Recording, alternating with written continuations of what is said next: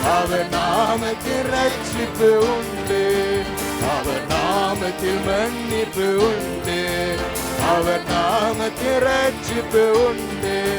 நான் ரட்சிக்கப்படுவதற்கென்று வேறு நாமம் நமக்கில்லையே. சொல்லுவோம், நான் ரட்சிக்கப்படுவதற்கென்று வேறு நாமம் நமக்கில்லை. அவர் நாமம், அவர் நாமம் இயேசு கிறிஸ்து, அவர் நாமம் இயேசு கிறிஸ்து, அவர் நாமம் இயேசு கிறிஸ்து, அவர் நாமம், அவர் நாமத்தில் பேய்கள், அவர் நாமத்தில் பேய்கள் ஓடும், எல்லா செய்வினை கட்டுகள் முறியும். அவர் நாமத்தில் பேய்கள் ஓடும், எல்லா செய்வினை கட்டுகள் முறியும். நான் விடுதலை அடைவதற்கென்று வேறு நாமம் நமக்கில்லையே. நான் விடுதலை அடைவதற்கென்று வேறு நாமம் நமக்கில்லை. சேர்ந்து சொல்லுவோம், அவர் நாமம் இயேசு கிறிஸ்து, அவர் நாமம் இயேசு கிறிஸ்து, அவர் நாமம் இயேசு கிறிஸ்து, அவர் நாமம் இயேசு கிறிஸ்து. அவர் நாமத்தில் அற்புதம் நடக்கும், தீமையானாலும் நன்மையாய் மாறும். அவர் நாமத்தில் அற்புதம் நடக்கும், தீமையானாலும் நன்மையாய் மாறும். நம் காரியம் வாய்ப்பதற்கென்று வேறு நாமம் நமக்கில்லையே. நம் காரியம் வாய்ப்பதற்கென்று வேறு நாமம் நமக்கில்லையே. ஓ, அவர் நாமம் இயேசு கிறிஸ்து, அவர் நாமம் இயேசு கிறிஸ்து, அவர் நாமம் இயேசு கிறிஸ்து, அவர் நாமம். வானத்திலும் வானத்திலும் இந்த பூமியிலும் வல்லமையான ஒரு, சொல்லுவோம், வானத்திலும் இந்த பூமியிலும் வல்லமையான ஒரு நாமம் உண்டு. மனுஷருக்குள்ளே வல்லமையான வேறொரு நாமம் இல்லை. மனுஷருக்குள்ளே வல்லமையான அவர் நாமம், அவர் நாமம் இயேசு கிறிஸ்து, அவர் நாமம் இயேசு கிறிஸ்து, அவர் நாமம் இயேசு கிறிஸ்து.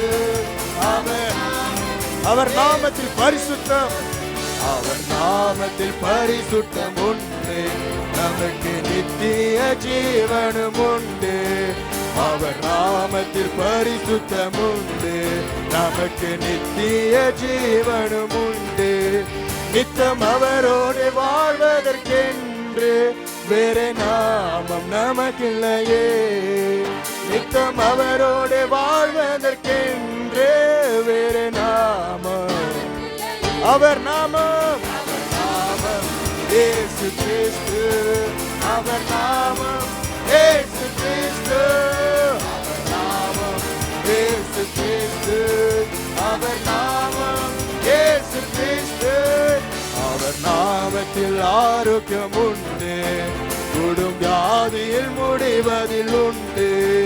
அவர் நாமத்தில் இந்த வியாதியின் முடிவதில் உண்டு. நான் சுகமுடன் வாழ்வதற்கென்று வேறு நாமம் நமக்கில்லையே. நாம் சுகமுடன் வாழ்வதற்கென்று வேறு நாமம் நமக்கில்லையே. அவர் நாமம் இயேசு கிறிஸ்து, அவர் நாமம் இயேசு கிறிஸ்து, அவர் நாமம் இயேசு கிறிஸ்து, அவர் நாமம். அவர் நாமத்தில் வாசல்கள், அவர் நாமத்தில் வாசல்கள் திறக்கும், பெரும் பர்வதம் எழுது பொருளுகும். அவர் நாமத்தில் வாசல்கள் திறக்கும், பெரும் பர்வதம் எழுது பொருளுகும்.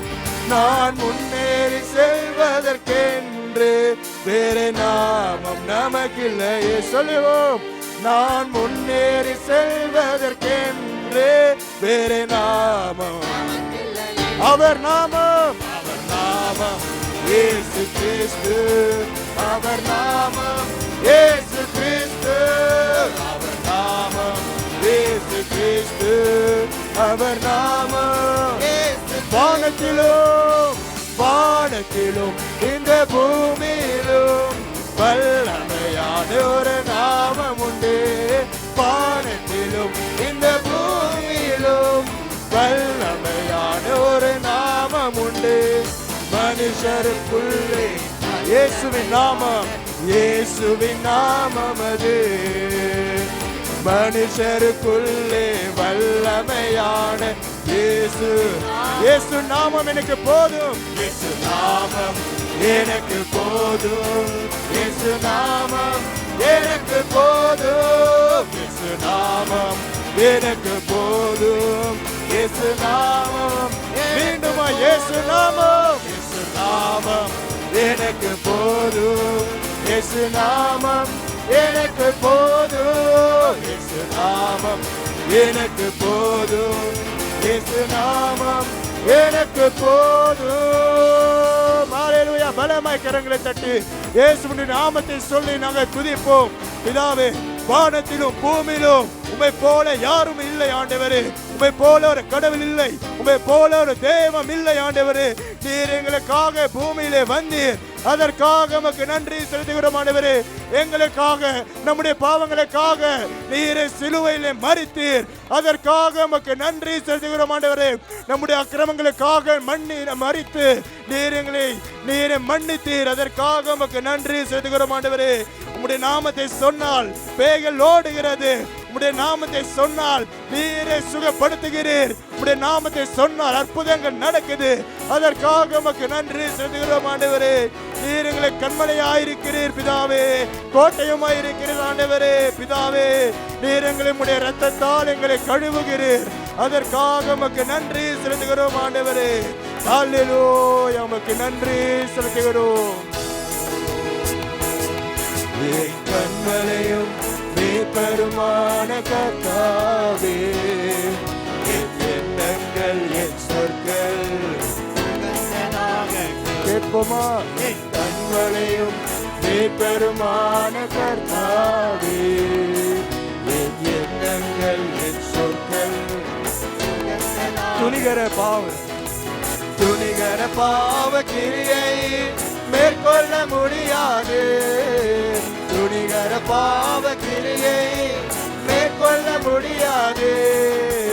வசனம் தியானிப்பதால் வாழ்வின் பரிசுத்தமாய், வசனம் தியானிப்பதால் ஏசையா ஏசையா ரட்சகரே, ரத்தத்தால் கழுவினீரே, ஏசையா ரட்சகரே. என் கண்மலையும்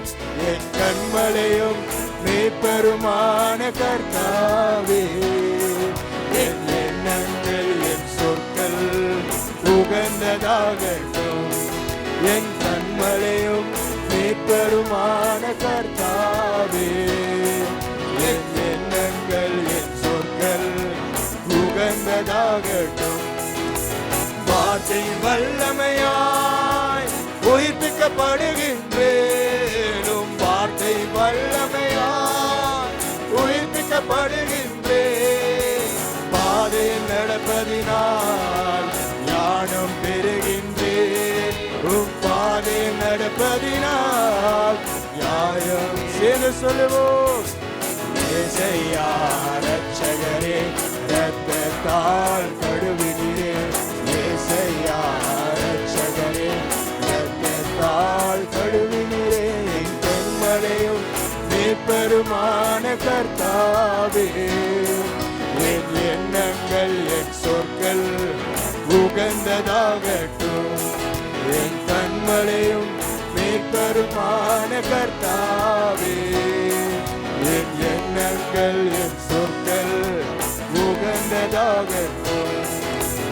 இதயம் மகிழ்கின்றதே வசனம் உட்கொள்வதால், இதயம் மகிழ்கின்றதே வசனம் உட்கொள்வதால்.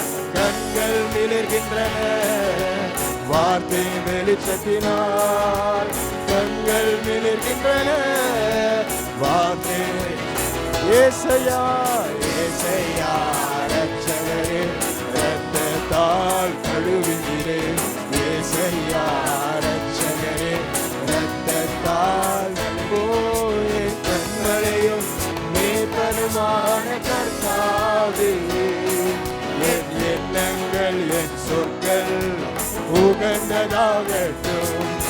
என் கண்மலையும் மேற்பருமான கர்த்தாவே, என் எண்ணங்கள் என் சொற்கள் தங்கம் பொண்ணை விட தங்கம் பொண்ணை விட அதிகமாய் விரும்புகிறேன். தங்கம் பொண்ணை விட அதிகமாய் விரும்புகிறேன். தேனின் சுவையை விட சுவைத்து மகிழ்கின்றேன். தேனின் சுவையை விட சுவைத்து மகிழ்கின்றேன். ஏசையா ரட்சகரே, இரத்தத்தால் கழுவினீரே. ஏசையா ரட்சகரே, இரத்தத்தால் என் கண்மலையும் என் கண்மலையும் மேற்பெருமான கர்த்தாவே, என் எண்ணங்கள் என் சொற்கள் உகந்ததாகட்டும். என் கண்மலையும் மேற்பெருமான கர்த்தாவே, என் எண்ணங்கள் என் சொற்கள் உகந்ததாகட்டும். வாயின் சொற்களினால் எச்சரிக்கப்படுகின்றேன். வாயின் சொற்களினால் எச்சரிக்கப்படுகின்றேன். கை கொண்டு வாழ்வதினால் மிகுந்த பலனுண்டு. கை கொண்டு வாழ்வதினால் மிகுந்த பலனுண்டு. ஏசையா ஏசையா ரட்சகரே, இரத்தத்தால் கழுவினீரோ.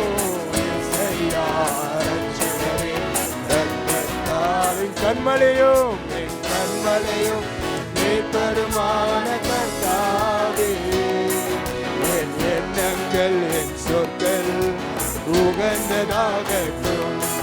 என் கண்மலையும் மேற்பெருமான கர்த்தாவே, என் எண்ணங்கள் என் சொற்கள். ஏசையா ஏசையா ரட்சகரே, இரத்தத்தால் கழுவினீரே.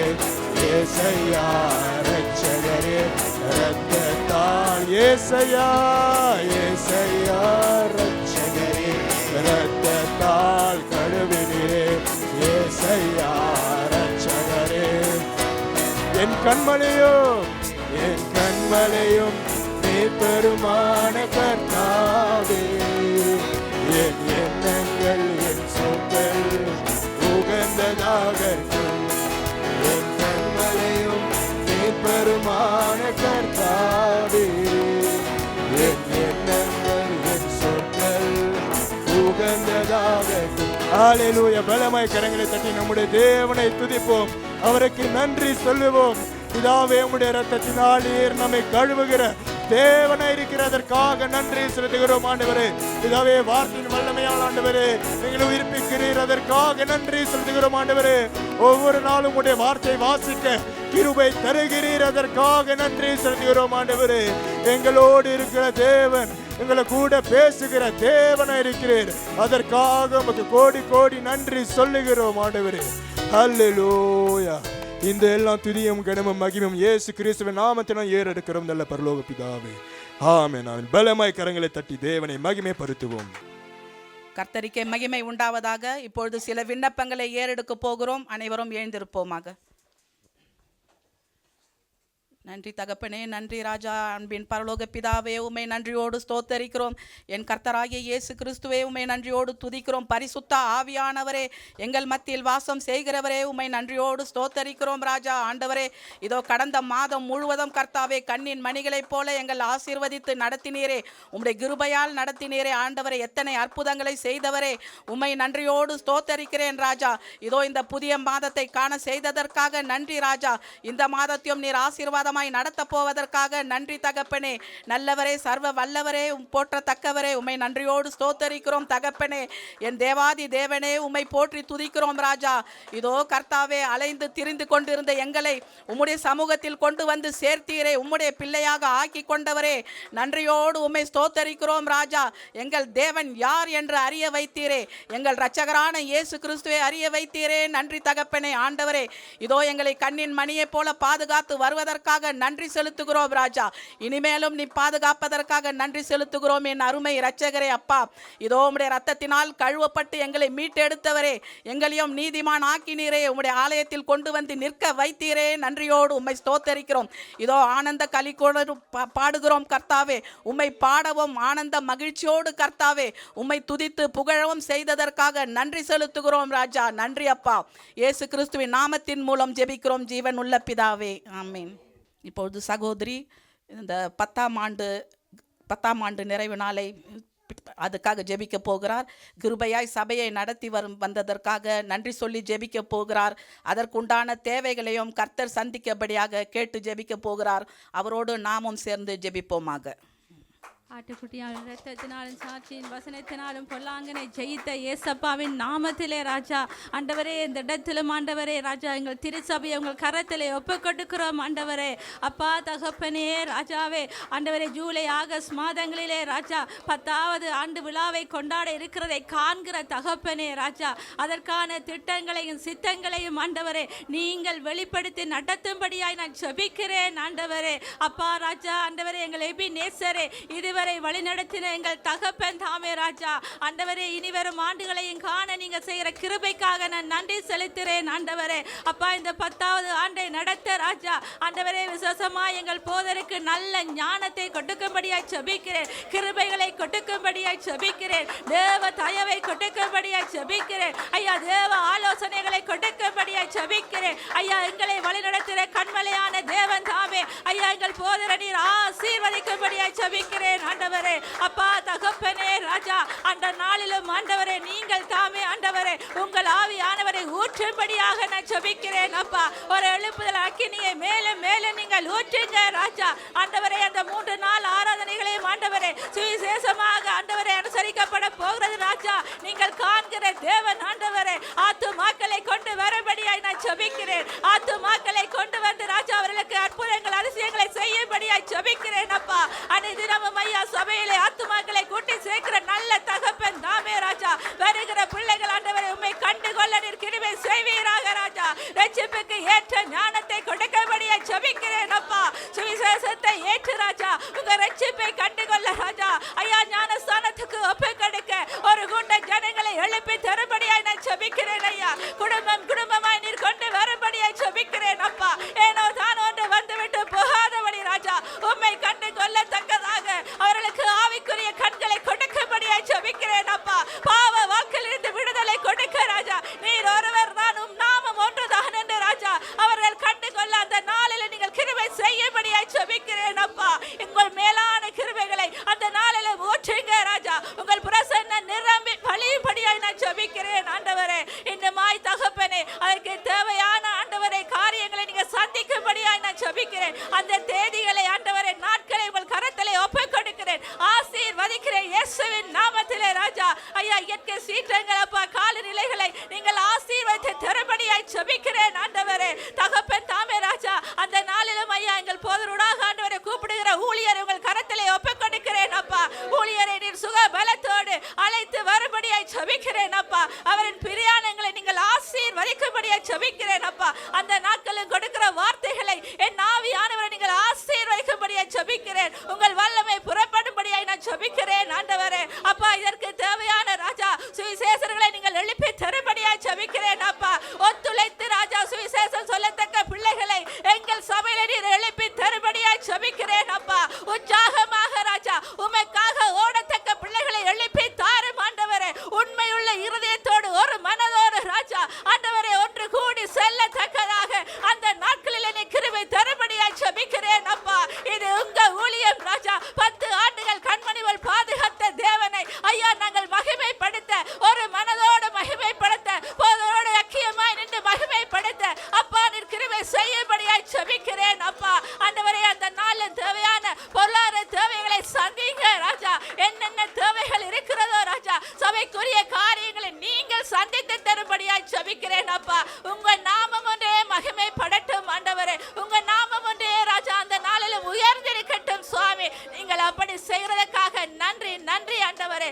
சகல துதி கன மகிமையும் உங்களுக்கு செலுத்தி இயேசுவின் மூலம் ஜெபிக்கிறேன் நல்ல பிதாவே. நன்றி தகப்பனே, நன்றி செலுத்துகிறோம் ராஜா. ஆம் தகப்பனே, இதோ இந்த 10 ஆண்டுகளும் நீர் கிருபையாய் சபையை நடத்தி வந்ததற்காக நன்றி செலுத்துகிறோம் ராஜா.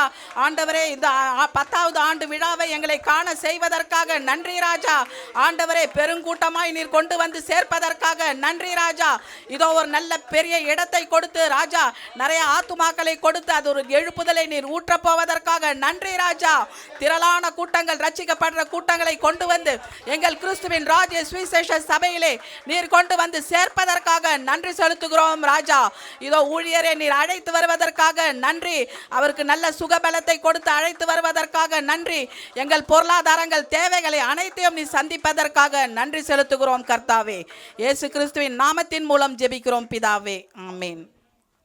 சகோதரி இப்பொழுது 300 ஆத்துமாக்களை தரும்படி கேட்டு ஜெபிக்க போகிறார். அவரோடு சேர்ந்து நாமும் ஜெபிப்போம். பரிசுத்த பிதாவே, உம்மை நன்றியோடு ஸ்தோத்தரிக்கிறோம் அப்பா. தகப்பனே, 300 ஆத்துமாக்களை கொடுத்த தரிசனத்திற்காக நாங்கள் உமக்கு நன்றி செலுத்துகிறோம் அப்பா. தரிசனத்தை கொடுத்த தேவன் நீர் உண்மையுள்ளவர் என்று நாங்கள் உம்மை உயர்த்தி துதிக்கிறோம் அப்பா. அப்பா, நீர் சொன்னதை செய்கிற தேவன் அப்பா. வாக்கு கொடுத்தும் அதை நான் செய்யாமல் இருப்பேனோ என்று நீர் சொல்லியிருக்கிறீரப்பா. அப்படியாக தகப்பனே அப்பா, நீர் கொடுத்த தரிசனத்தின்படி ஆத்துமாக்களை நீர் எங்களுடைய சபைக்கு நீர் கொண்டு வந்து சேர்க்கும்படியாக நாங்கள் ஜெபிக்கிறோம் அப்பா.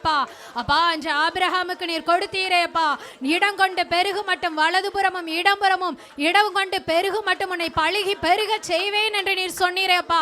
அப்படியாக தகப்பனே அப்பா, இன்றும் சத்ருவோடைய பிடியில சிக்கி கண்டிருக்கிற ஒவ்வொரு ஆத்துமக்களை நாங்கள் கண்ணோக்கி பார்க்கிறோம் அப்பா. அப்பா, சத்ருவினால் அடைத்து வைக்கப்பட்ட மனக்கண்களை தகப்பன் உம்முடைய வசனத்தை கொண்டு நீர் திறக்கும்படியாக நாங்கள் ஜெபிக்கிறோம் அப்பா.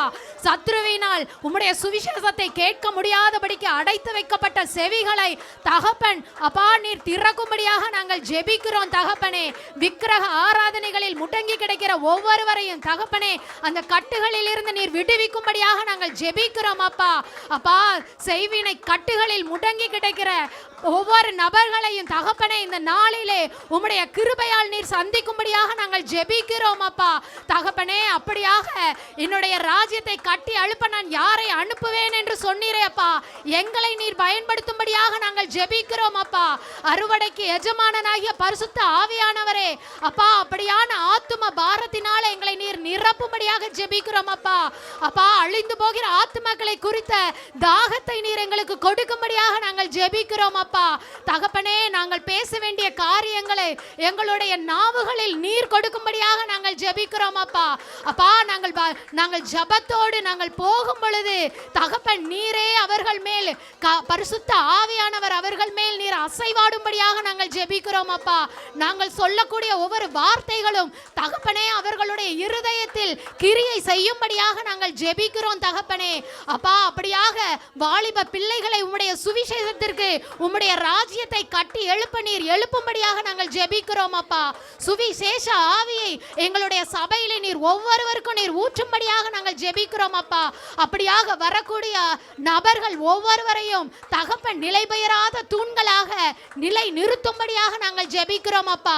பரிசுத்த ஆவியானவரே, உம்முடைய சுவிசேஷத்தை உணர்ந்து தகப்பனே அவர்கள் ரட்சிப்புக்கு ஒப்பு கொடுத்து ஞான ஸ்நானம் பெற்றுக்கொள்ள நீர் உதவி செய்யும்படியாக நாங்கள் ஜெபிக்கிறோம். வானுலகத்திலும் கீழ் உலகத்திலும் ரட்சிக்கக்கூடிய ஒரே நாமம் இயேசு கிறிஸ்து என்று அப்பா அவர்களுடைய நாவுகளும் அவர்களுடைய இருதயங்களும் சொல்லும்படியாக தகப்பனே சத்துரு கட்டி வைத்துள்ள எல்லா கட்டுகளை நீர் அவிழ்க்கும்படியாக நாங்கள் ஜெபிக்கிறோம் அப்பா. தகப்பனே, அப்படியாக எங்களுடைய சபையை சுற்றி இருக்கிற ஒவ்வொரு நபர்களையும் நீர் முன்குறித்த நபர்களை அப்பா நீர் கொண்டு வந்து சேர்க்கும்படியாக நாங்கள் ஜெபிக்கிறோம் அப்பா. தகப்பன், உம்மால் ஆகுமையா, உம்மால் செய்யக்கூடியாத காரியம் ஒன்றும் இல்லை என்று நாங்கள் அறிக்கையிடுகிறோம் அப்பா. அப்படியாக தகப்பனே, சுவிசேஷங்களை நாங்கள் அறிவித்து ஆத்துமக்களை நாங்கள் ஆதரிப்பவர்களாக தகப்பனே எங்களை நீர் மாற்றும்படியாக நாங்கள் ஜெபிக்கிறோம் அப்பா. எங்களுடைய சபையில இருக்கிற ஒவ்வொருவரையும் தகப்பனே சுவிசேஷ ஆவியினால நீர் நிரப்பும்படியாக நாங்கள் ஜெபிக்கிறோம் அப்பா. ஆத்தும பாரத்தினால நீர் நிரப்பும்படியாக நாங்கள் ஜெபிக்கிறோம் அப்பா. தகப்பனே, நீர் கொடுக்கிற ஆத்துமாக்கள் விஸ்தாரமாக இருந்து உம்மை ஆராதிக்க துதிக்க தேவையான இடத்தை தகப்பன் நீர் எங்களுக்கு கட்டளையிடும்படியாக நாங்கள் ஜெபிக்கிறோம் அப்பா.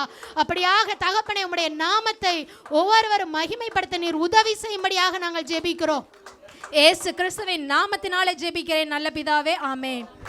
நன்றி அப்பா, நன்றி தகப்பனே. ஆம் தகப்பனே, இதோ இந்த 300 ஆத்துமாக்களை தரிசனமாய் நீர் எங்களுக்கு கொடுத்து அதை நிறைவேற்றி முடித்து விட்டதற்காக நன்றி செலுத்துகிறோம் கர்த்தாவே. வாக்கு மாறாதவரே, இதோ எங்களுக்கு வாக்குத்தத்தத்தை கொடுத்து கர்த்தாவே, நான் உன்னை ஆசீர்வதிக்கவே ஆசீர்வதித்து பெருகவே பெருக பண்ணுவேன் என்று சொன்னேரே. எங்கள் சபையை இதோ பெருகி விட்டு ராஜா, 300 ஆத்துமாக்களுக்கு உண்டான பெரிய இடத்தை கொடுத்து விட்டு ராஜா. அதை எங்கள் கண்கள் காண்கின்றது ராஜா. இடதுபுறமும் வலதுபுறமும் இடம் கொள்ளாமல் போக மட்டும் ஆண்டவரே, மந்தை மந்தையாக ஜனங்கள் பெருகிவிட்டார்கள் ராஜா. இதோ ரட்சிக்கப்படுற ஆத்துமாக்களை நீ கொண்டு வந்து சேர்த்து விட்டதற்காக நன்றி. அதில் நிறைய உடன் ஊழியர்களை எழுப்ப போவதற்காக நன்றி. வாலிப கூட்டங்களை எழுப்ப போவதற்காக நன்றி செலுத்துகிறோம் ராஜா. இதோ ஆண்டவரே, நீர் நிரப்பி விட்டதற்காக நன்றி செலுத்துகிறோம் கர்த்தாவே. இயேசு கிறிஸ்துவின் நாமத்தின் மூலம் ஜெபிக்கிறோம் என் ஜீவனுள்ள பிதாவே, ஆமேன். இப்பொழுது சகோதரி திருமண பாக்கிய ஆசீர்வாதத்திற்காக சபையில் இருக்கும் பெண் பிள்ளைகளுக்கும் ஆண் பிள்ளைகளுக்கும் இயேசுவின் நாமத்தினாலே ஆசீர்வதித்து அவர்களுக்கு ஏற்ற துணையை தரும்படி கேட்டு ஜெபிக்க போகிறார். அவரோடு சேர்ந்து நாமும் ஜெபிப்போம். ஆமாண்டவரே, இந்த நாளிலும் கத்தாவே திருமண பாக்கி ஆசீர்வாதத்துக்காக ஜெபிக்கிறோம் கத்தாவே. திருச்சபையில் இருக்கிற ஒவ்வொரு வாலிப பிள்ளைகளுக்காகவும் ஜெபிக்கிறோம் கத்தாவே. ஆண் பிள்ளைகளுக்காக ஜெபிக்கிறேன் கத்தாவே. பெண் பிள்ளைகளுக்காக ஜெபிக்கிறேன் கத்தாவே. கத்தர் முன்குறித்த ஏற்ற துணியை கத்தர் ஆண்டவரே அது சீக்கிரமாய் பிள்ளைகளுக்கு ஆண்டவரே நீர் கரம் பிடித்து கொடுக்கும்படியாக ஜெபிக்கிறோம் கத்தாவே. ஆண்டவரே, ஒவ்வொரு மன விருப்பங்களையும் ஆசீர்வதிங்கப்பா. என்னென்ன நோக்கங்களோடு கத்தாவே அவர்கள் விரும்பி இருக்கிற வாழ்க்கை துணை ஆண்டவரே அதி சீக்கிரம் கத்தாவே நீர் ஆசீர்வதித்து கொடுக்கும்படியா ஜெபிக்கிறோம் கத்தாவே. ஆவியானவரே, பொறுப்படுத்த ராஜா ஒவ்வொரு பிள்ளைகளை நீர் ஆசீர்வதிக்கும்படியா ஜெபிக்கிறோம் கத்தாவே. திருமண ஆசீர்வாதத்தினால் நீர் ஊற்றி ஆண்டவரை பெருக செய்யும்படியா ஜெபிக்கிறோம் கத்தாவே. இவர்கள் மூலம் சந்ததிகள் ஆசீர்வதிக்கப்பட ஜெபிக்கிறோம் ராஜா. சந்ததிகள் பெருகும்படியா ஜெபிக்கிறோம் ஐயா. நிச்சயமாவே ஆசீர்வதிப்பேன் என்று சொன்ன வார்த்தையை முன்வைத்து ஆண்டவரே இந்த பிள்ளைகளுக்கு இந்த ஆண்டிலே ஆண்டவரே நல்ல வாழ்க்கை துணைகள் கிடைத்து ராஜா ஆண்டவரே திருமண பந்தங்கள் இணைக்கப்பட ஆண்டவரே இயேசுவின் நாமத்தினாலே ஜெபிக்கிறோம் ஐயா. திருமணத்தில் இருக்கிற சகல தடைகளையும் இயேசு கிறிஸ்துவின் நாமத்தினாலே அப்புறப்படுத்துகிறேன் ஆண்டவரே. இயேசுவின் இரத்தத்தினாலே விடுதலையாக்கி ஜெபிக்கிறோம் கத்தாவே. மற்ற காலமும் தாமதமாகி கொண்டிருக்கிற வாழ்க்கைகள் ஆண்டவரே கட்டப்படும்படியா ஜெபிக்கிறோம் கத்தாவே. ஆவியானவரே, நீர் செய்ய நினைத்ததொன்று தடைபடாதென்று சொல்லி ஜெபிக்கிறோம் கத்தாவே. விசுவாசம் உள்ளவர்களாய் ஜெபத்தில் எவைகளை கேட்பீர்களோ அவைகளை பெற்றுக்கொள்வீர்கள் என்று சொன்னீங்க ராஜா. ஆண்டவரை வாழ்க்கையை நிரப்பும்படியா ஜெபிக்கிறோம் ஐயா. மன மகிழ்ச்சியாய் நிரப்பும்படியா ஜெபிக்கிறோம். ஆவிக்குரிய வாழ்க்கையிலே நிரப்புங்க ஆண்டவரே. எழும்பி பிரகாசிக்க ஜெபிக்கிறோம் கத்தாவே. ஆண்டவரே கத்தாவே, ஊழிய பாதையிலே ஆண்டவரே கத்தாவே இருக்கிற ஒவ்வொரு குடும்பங்களையும் கத்தாவே ஒவ்வொருடைய வாழ்க்கையிலே நீர் கொண்டு வந்து இணைக்கும்படியா ஜெபிக்கிறோம் கத்தாவே. அவர்களுடைய சமாதானமான வாழ்க்கையாய் நிரப்பும்படியா ஜெபிக்கிறோம். சந்தோஷமான வாழ்க்கையாய் நிரப்பும்படியா ஜெபிக்கிறோம் ஐயா. அவருடைய வாழ்க்கை ஆண்டவரை சுடரொளி பட்டியம் போல பிரகாசிக்க செய்யும்படியா ஜெபிக்கிறோம் ராஜா. கத்தாவே, நீதாவே ஒவ்வொருவரையும் பொறுப்படுத்து திருமண பாக்கியத்திலே ஆண்டவரை நீர் ஆசீர்வாதத்தை ஊற்றி பல்கி பெருக செய்யும்படியா ஜெபிக்கிறோம். இயேசு கிறிஸ்து நாமத்தினாலே ஒப்பு கொடுத்து ஜெபிக்கிறேன் நல்ல பிதாவே. நன்றி தகப்பனே, நன்றி ராஜா. ஆம் தகப்பனே, நீர் அப்படியே செய்து விட்டதற்காக நன்றி செலுத்துகிறோம் ராஜா. இதோ திருமண பாக்கிய ஆசீர்வாதத்தை எங்கள் பிள்ளைகளுக்கு சபை ஆண் பிள்ளைக்கும் பெண் பிள்ளைகளுக்கும் நீர் கொடுத்து விட்டதற்காக நன்றி தகப்பனே, நன்றி ராஜா. இதோ திருமண காரியங்கள் எல்லாம் எந்த தடையும் இன்றி எல்லாம் தடைகளையும் உடைத்து போட்டு தகப்பனே நீரே பொறுப்பெடுத்து நடத்துவதற்காக நன்றி செலுத்துகிறோம் ராஜா. எல்லாவித ஆசீர்வாதத்தினாலும் நல்ல குடும்பங்களில் இருந்து வரன்கள் வர வேண்டும். ஆண் பிள்ளைக்கும் பெண் பிள்ளைக்கும் ஏற்ற துணையை நீர் தந்து கர்த்தாவே ஆசீர்வதித்து அதற்குண்டான பொருளாதாரத்தை தருவீராக ராஜா. பெற்றோர்களுக்கு நல்ல ஞானத்தை கொடுப்பீராக ராஜா. நன்றி செலுத்துகிறோம் கர்த்தாவே. இதோ திருமண காரியங்கள் எங்கள் சபையிலே கிறிஸ்துவின் ராஜ்ய சுவிசேஷ சபையிலே இந்த வருடம் நடக்க போவதற்காக நன்றி செலுத்துகிறோம் ராஜா. ஒவ்வொரு பிள்ளைகளையும் ஆண் பிள்ளைகளையும் பெண் பிள்ளைகளையும் நீர் ஆசீர்வதித்து நடத்துவதற்காக நன்றி செலுத்துகிறோம் கர்த்தாவே. இயேசு கிறிஸ்துவின் நாமத்தின் மூலம் ஜெபிக்கிறோம் என் ஜீவனுள்ள பிதாவே, ஆமென். வேத புஸ்தகத்தை நாம் எடுத்துக்கொள்ளலாம். மீகா தீர்க்க தரிசன புஸ்தகம் 7வது அதிகாரம் 1080வது பக்கம். பழைய ஏற்பாட்டில் 1080வது பக்கம். மீகா புஸ்தகம் 7வது அதிகாரம் 11 to 20 வரை உள்ள வசனங்கள் எல்லோருமாய் சேர்ந்து நம்ம வாசிக்க போகிறோம். உன் மதில்களை எடுப்பிக்கும் நாள் வருகிறது, அந்நாளிலே பிரமாணம் வெகு தூரம் பரவி போகும். அந்நாளிலே அசிரியா முதல் எகிப்தின் பட்டணங்கள் வரைக்கும், எகிப்து முதல் நதி வரைக்கும், ஒரு சமுத்திரம் முதல் மறு சமுத்திரம் வரைக்கும், ஒரு பர்வதம் முதல் மறு பர்வதம் வரைக்கும் உள்ள ஜனங்கள் உன்னிடத்திற்கு வருவார்கள். ஆனாலும் தன் குடிகளின் நிமித்தமும் அவர்கள் கிரியைகளுடைய பலன்களின் நிமித்தமும் தேசம் பாழாயிருக்கும். கர்மேலின் நடுவிலே தனித்து வனவாசமாயிருக்கிற உமது சுதந்திரமான மந்தையாகிய உம்முடைய ஜனத்தை உமது கோலினால் மேய்த்தருளும். பூர்வ நாட்களில் மேய்த்தது போலவே அவர்கள் பாசானிலும் கீலேயாத்திலும் மேய்வார்களாக. நீ எகிப்து தேசத்திலிருந்து புறப்பட்ட நாளில் நடந்தது போலவே உன்னை அதிசயங்களை காண பண்ணுவேன். புற ஜாதிகள் கண்டு தங்களுடைய எல்லா பராக்கிரமத்தையும் குறித்து வெட்கப்படுவார்கள். கையை வாயின் மேல் வைத்து கொள்வார்கள். அவர்கள் காது செவிடாய் போகும். பாம்பை போல மண்ணை நக்குவார்கள். பூமியின் ஊர்வனவற்றை போல தங்கள் மறைவிடங்களிலிருந்து நடுநடுங்கி புறப்படுவார்கள். நமது தேவனாகிய கர்த்தரிடத்திற்கு திகிலோடு சேர்ந்து உனக்கு பயப்படுவார்கள். தமது சுதந்திரத்தில் மீதியானவர்களுடைய அக்கிரமத்தை பொறுத்து மீறுதலை மன்னிக்கிற தேவருக்கு ஒப்பான தேவன் யார்? அவர் கிருபை செய்ய விரும்புகிறபடியால் அவர் என்றென்றைக்கும் கோபம் வைக்க மாட்டார். அவர் திரும்ப நம்ம மேலே இறங்குவார். நம்முடைய அக்கிரமங்களை அடக்கி நம்முடைய பாவங்களை எல்லாம் சமுத்திரத்தின் ஆழங்களிலே போட்டு விடுவார். தேவரீர் பூர்வ நாட்கள் முதல் எங்கள் பிதாக்களுக்கு ஆணையிட்ட சத்தியத்தை யாக்கோபுக்கும் கிருபையை ஆபிரகாமுக்கும் கட்டளையிடுவீராக. கண்களை மூடி நாம் ஜெபிக்கலாம். எங்களை அதிகமாக நேசிக்கிற எங்கள் அன்பு பரலோக பிதாவே, இந்த வல்லமையான உம்முடைய வார்த்தைகளுக்காக வசனங்களுக்காக நாங்கள் உம்மை ஸ்தோத்தரிக்கிறோம். எங்கள் துதியின் மத்தியில் பிரியமாக ஏற்றுக்கொண்டவர், உம்முடைய மகிமையான சிங்காசனத்தில் அமர்ந்து உம்முடைய பிள்ளைகள் எங்களுடைய ஸ்தோத்திர பலிகளை ஏற்றுக்கொண்டவர், இப்பொழுதும் கூட உம்முடைய வசனத்தை அனுப்பி நீர் எங்கள் வாழ்க்கையில் செய்ய விரும்புகிறதை நீர் செய்து உம்முடைய நாமத்தை மகிமைப்படுத்துவீராக.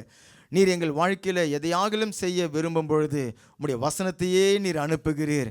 அந்த வார்த்தை நீர் விரும்புகிறதை உருவாக்குவதற்கு தேவையான வல்லமை நிறைந்ததாக இருக்கிறது என்று சொல்லி நாங்கள் விசுவாசித்து அறிக்கை பண்ணுகிறோம்.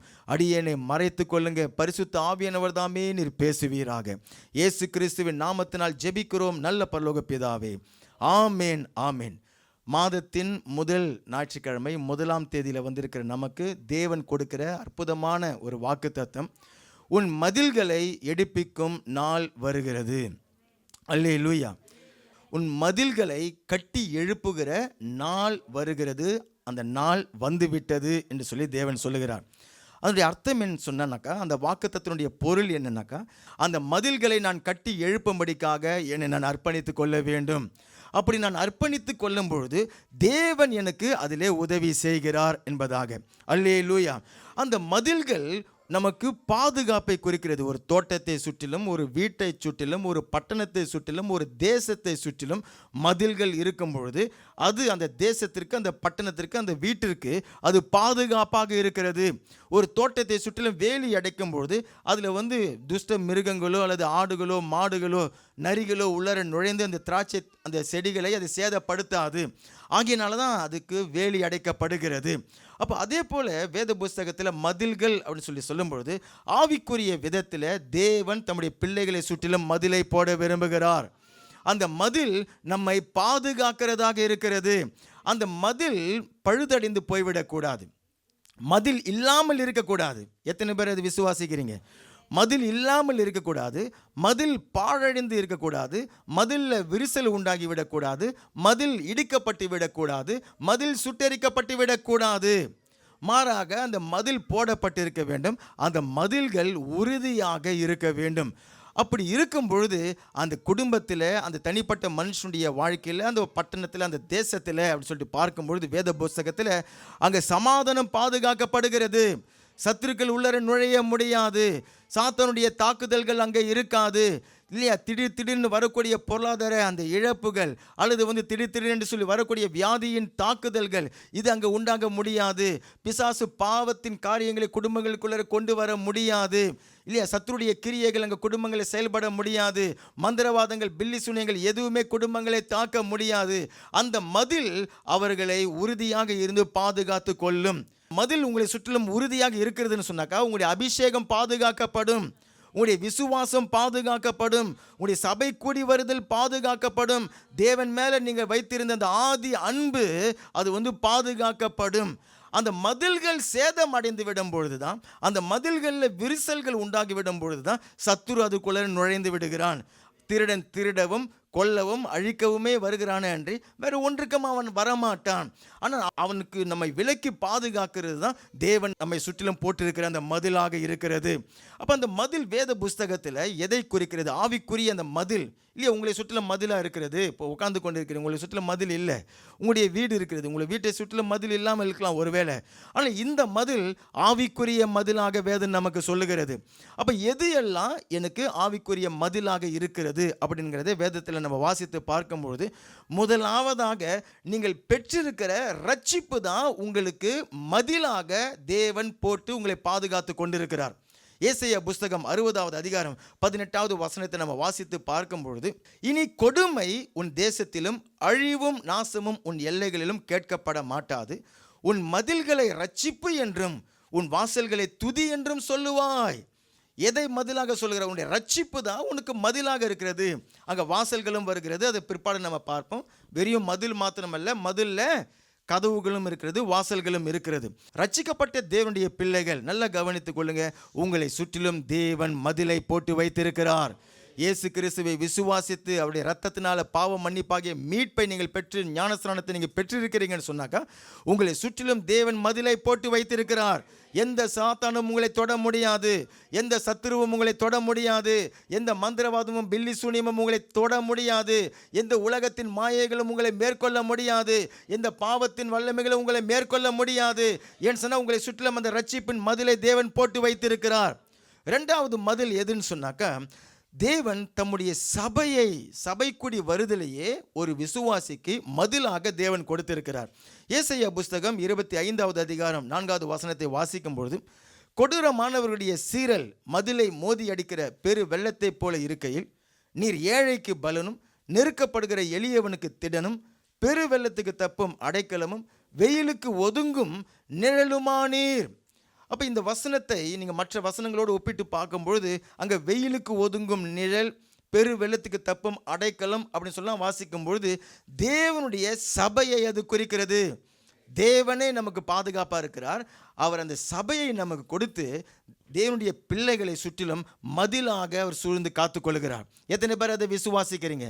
நீங்கள் சபை கூடி வருதில் நீங்கள் வந்திருக்கிறீங்கன்னு சொன்னாக்கா, உங்களுடைய மதில் சுவர் உறுதியாக இருக்கிறதுன்னு சொல்லிட்டு அர்த்தம். அந்த சபை கூடி வருதில் நம்ம அசட்டை பண்ணி விடும் பொழுது அதில் விரிசல் உண்டாகி விடுகிறது, அதில் பழுது உண்டாகி விடுகிறது. சத்துரு அந்த மதில் சுவரை சுட்டெரித்து, அது கல்லுகளை எல்லாம் சுட்டெரித்து அவன் போட்டு விடுகிறான், இடித்து விடுகிறான். அவனுடைய தாக்குதல்களை குடும்பத்தில், வாழ்க்கையில், பொருளாதாரத்தில், சரீர ஆரோக்கியத்தில் அவன் கொண்டு வந்து விடுகிறான். அதனால தான் தேவன் நம்ம மேலே கரிசனையாக, அன்புள்ள தேவனாக அந்த மதிலை நம்ம சுற்றிலும் அவர் போட்டு வைத்திருக்கிறார்.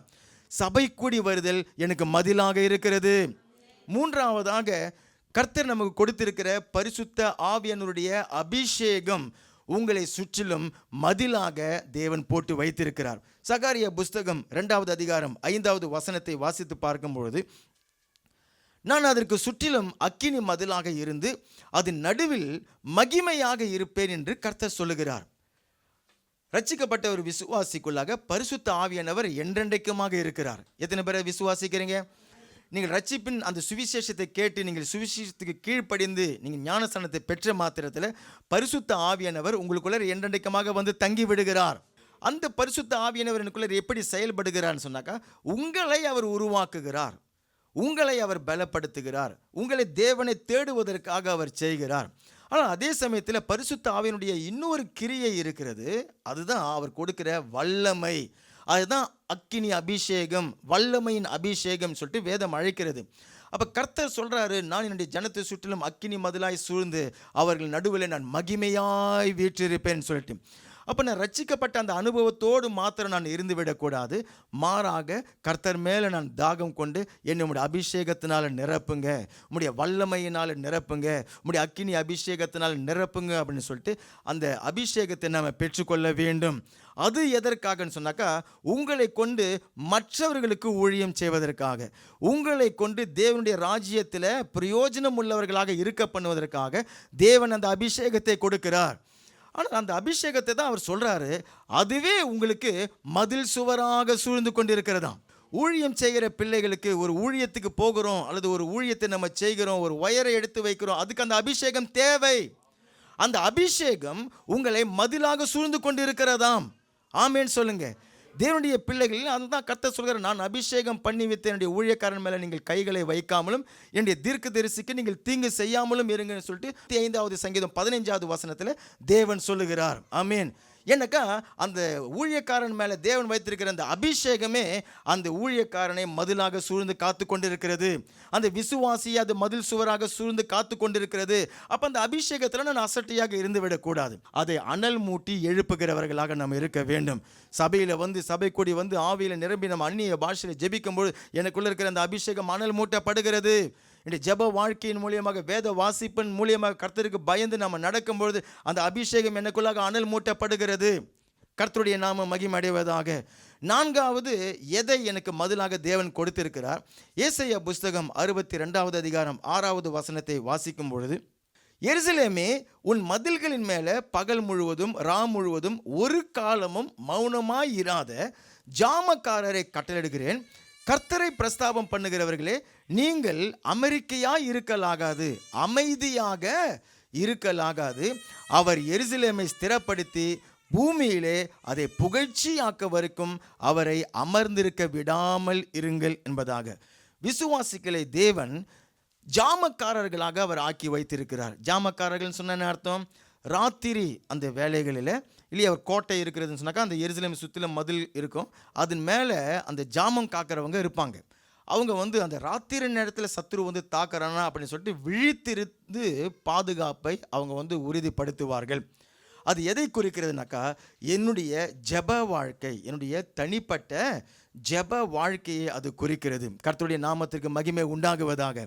அப்போது ஒரு விசுவாசி ஞாயிற்றுக்கிழமை மாத்திரம் சபைக்கு வந்துட்டு போகிறவர்களாக இருப்பாங்கன்னு சொன்னாக்கா, அவங்க ரட்சிக்கப்பட்டிருக்கிறாங்க, மதில் சுவர் இருக்கிறது, சபைக்கு வருகிறாங்க, மதில் சுவர் பாதுகாப்பாக இருக்கிறது. ஆனால் அதே சமயத்தில் தனிப்பட்ட ஜெப வாழ்க்கை இருக்கும் பொழுது உங்களுடைய மதில் சுவர் உறுதியாக அது காக்கப்பட்டுவிடும். அந்த விதத்தில் அது பலவீனப்பட்டு விடாது. தனிப்பட்ட ஜெப வாழ்க்கைன்னு சொன்ன என்ன அர்த்தம்?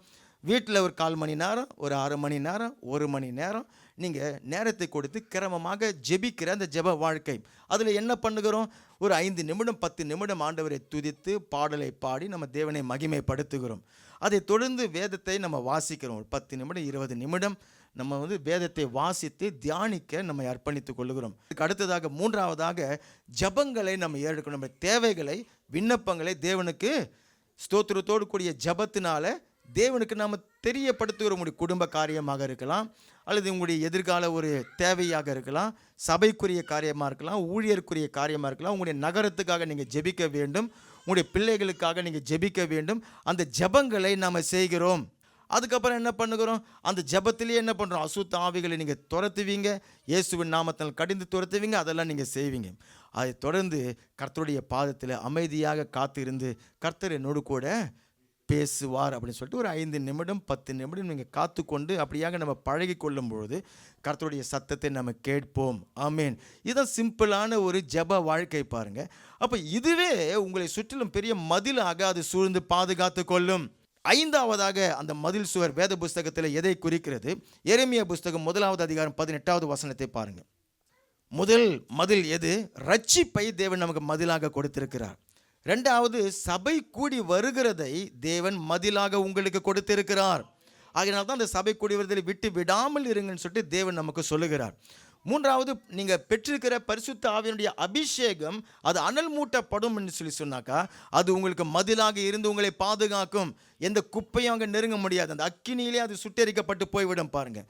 4வது, உங்களுடைய தனிப்பட்ட அந்த ஜெப வாழ்க்கையை தேவன் மதிலாக கொடுத்து வைத்திருக்கிறார். இதெல்லாம் வசனத்திலிருந்து உங்களுக்கு சொல்லப்படுகிற காரியம். 5வதாக எரேமியா 1வது அதிகாரம் 18வது வசனத்தை வாசிக்கும் பொழுது, இதோ தேசம் அனைத்தும் யூதாவின் ராஜாக்களும் அதன் பிரபுக்களும் அதன் ஆசாரியர்களும் தேசத்தின் ஜனங்களுக்கு எதிராக நான் உன்னை இன்றைய தினம் அரணிப்பான பட்டணமும் இரும்பு தூணும் வெண்கல அலங்கமும் ஆக்கினேன்.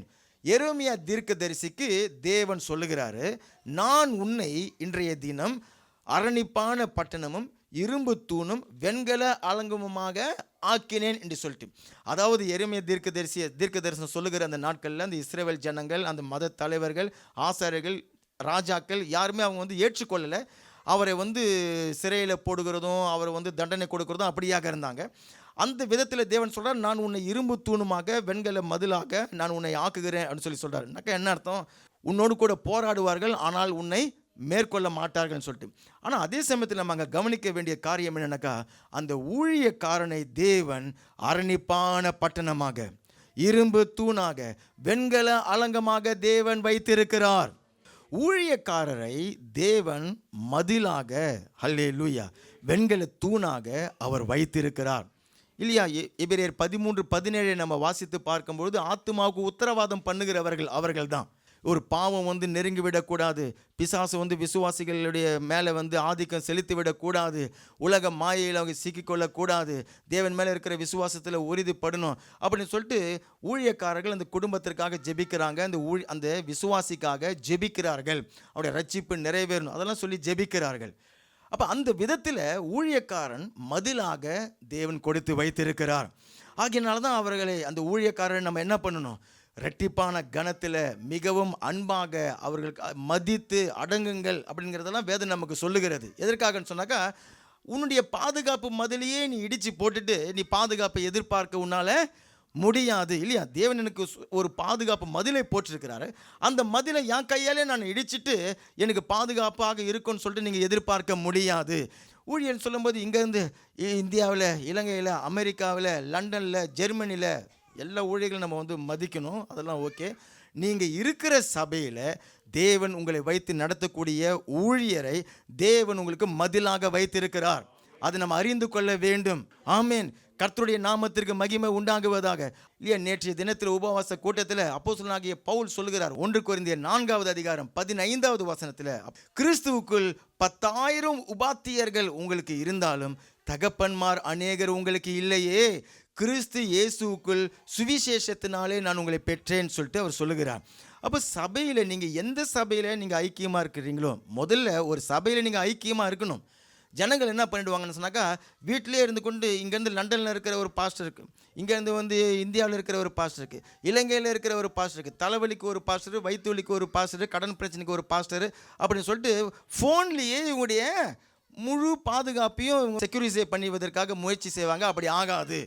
நீங்கள் முதல்ல ஒரு சபையில் ஐக்கியப்பட வேண்டும், ஒரு சபையில் நீங்கள் இருக்க வேண்டும். அந்த சபையின் ஊழியக்காரரை தேவன் உங்களுக்கு மதிலாக தேவன் வைத்திருக்கிறார்.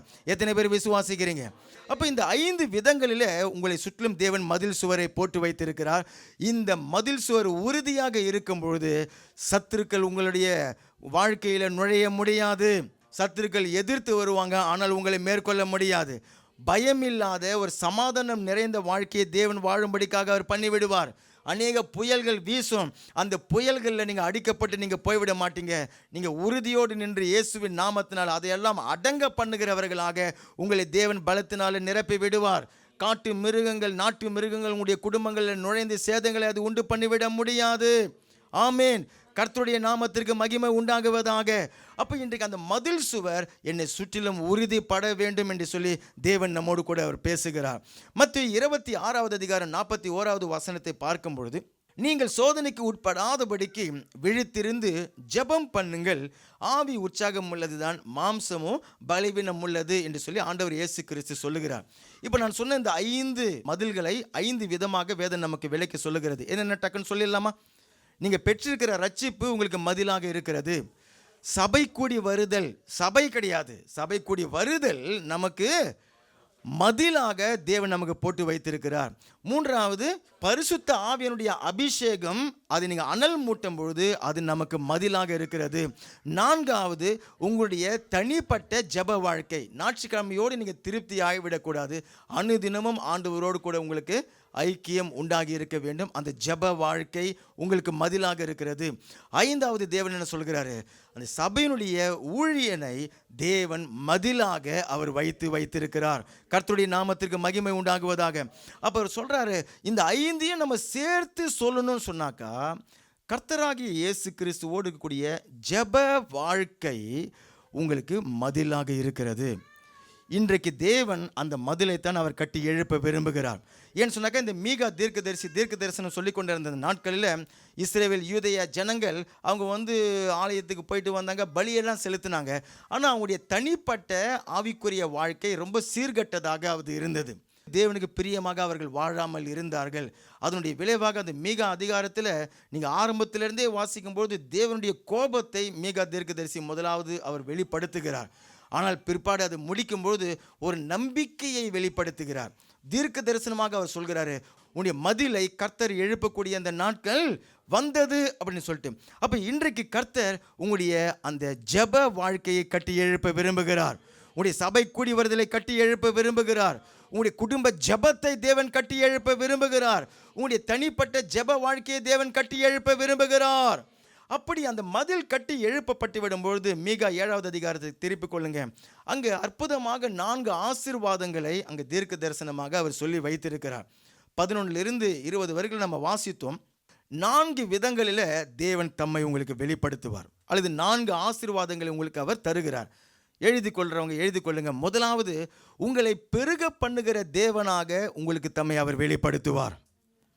உங்களுடைய ஆசீர்வாதங்களை பெருக பண்ணுகிற தேவனாக தேவன் முதலாவது வெளிப்படுத்துகிறார். 2வது, நம்மை மேய்த்து நமக்கு அற்புதங்களை செய்கிற தேவனாக அவர் தம்மை உங்களுக்கு வெளிப்படுத்துவார். 3வதாக, சத்துருக்கள் மேலே ஜெயம் கொள்ள பண்ணுகிற தேவனாக உங்களுக்கு தம்மை அவர் வெளிப்படுத்துவார். சத்துருக்கள் மேலே உங்களுக்கு வெற்றியை தரக்கூடிய தேவனாக உங்களுக்கு அவர் தம்மை வெளிப்படுத்துவார். 4வது, உங்களை மன்னித்து உங்களுக்கு மறுபடியும் தன்னுடைய உடன்படிக்கையை நினைவு கூறுகிற தேவனாக தேவன் உங்களுக்கு தம்மை வெளிப்படுத்துவார். கர்த்தருடைய நாமத்திற்கு மகிமை உண்டாகுவதாக. எத்தனை பேர் அதை விரும்புகிறீங்க? எத்தனை பேர் அதை விசுவாசிக்கிறீங்க? அப்போ உங்களுடைய மதில்கள் கட்டி எழுப்பப்பட்டு அது உறுதியாக இருக்க வேண்டும். அதில் இந்த முதல் காரியத்தை பாருங்க. 7வது அதிகாரம் 11வது வசனத்தில் தான் அது வருகிறது. உன் மதில்களை எடுப்பிக்கும் நாள் வருகிறது, அந்நாளிலே பிரமாணம் வெகு தூரமாக பரவி போகும் என்று சொல்லிட்டு. இங்கிலீஷ் பைபிளில் அல்லது பிரெஞ்சு பைபிளில் அதை வாசித்து பார்க்கும்போது உங்களுடைய எல்லைகள் வெகு தூரம் பரவி செல்லும் என்பதாக. அதாவது உங்களுடைய ஆசீர்வாதத்தின் எல்லைகளை தேவன் பெருக செய்து விடுகிறார். அல்லேலூயா, கர்த்தருடைய நாம மகிமை அடைவதாக. இந்த மதில் உங்களை சுற்றிலும் கட்டி எழுப்பப்பட்டு உறுதியாக இருக்கும்பொழுது உங்களுடைய குடும்பத்தில் சமாதானத்தை தேவன் பெருக செய்து விடுவார். ஆரோக்கியத்தை தேவன் பெருக செய்து விடுவார். உங்களுடைய பொருளாதாரத்தை தேவன் பெருக செய்து விடுவார். உங்களுடைய பாதுகாப்பை தேவன் பெருக செய்து விடுவார். இந்த வருஷத்தில் தேவன் நமக்கு கொடுத்திருக்கிற வாக்குத்தத்தம் என்ன? எபிரேயர் 6:14, நிச்சயமாய் நான் உன்னை ஆசீர்வதித்து உன்னை நான் பெருக பண்ணுவேன். அல்லேலூயா. எத்தனை காரியங்களில் பெருக செய்தார் இல்லையா? ஆபிரகாமை ஆவிக்குரிய சந்ததியாக பெருக பண்ணியிருக்கிறார். யாக்கோபை கிருபைகளிலே பெருக பண்ணியிருக்கிறார்.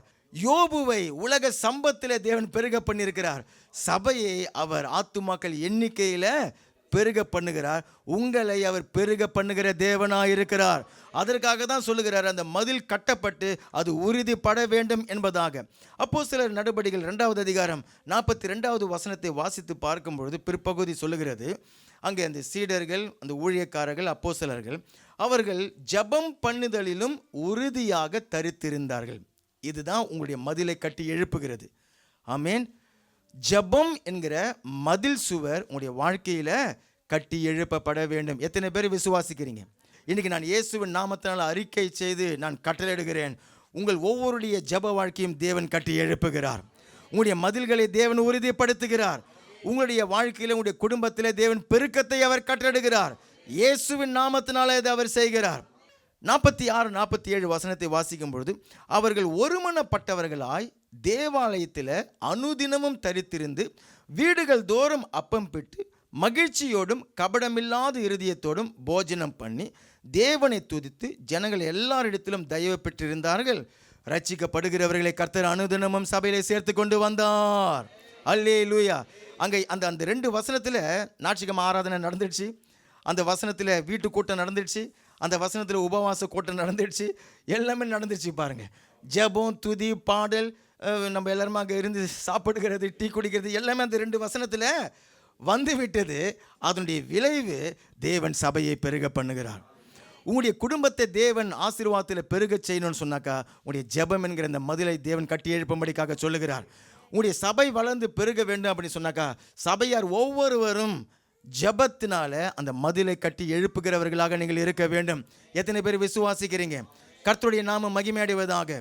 இரண்டாவதாக கர்த்தர் தம்மை எப்படி நமக்கு வெளிப்படுத்துகிறார்? அந்த மதில் சுவர் கட்டி எழுப்பப்பட்டு உறுதியாக இருக்கும் பொழுது மீகா புஸ்தகத்தில் 14-15 அந்த வசனத்தை வாசிக்கலாம். மீகா 7:14-15.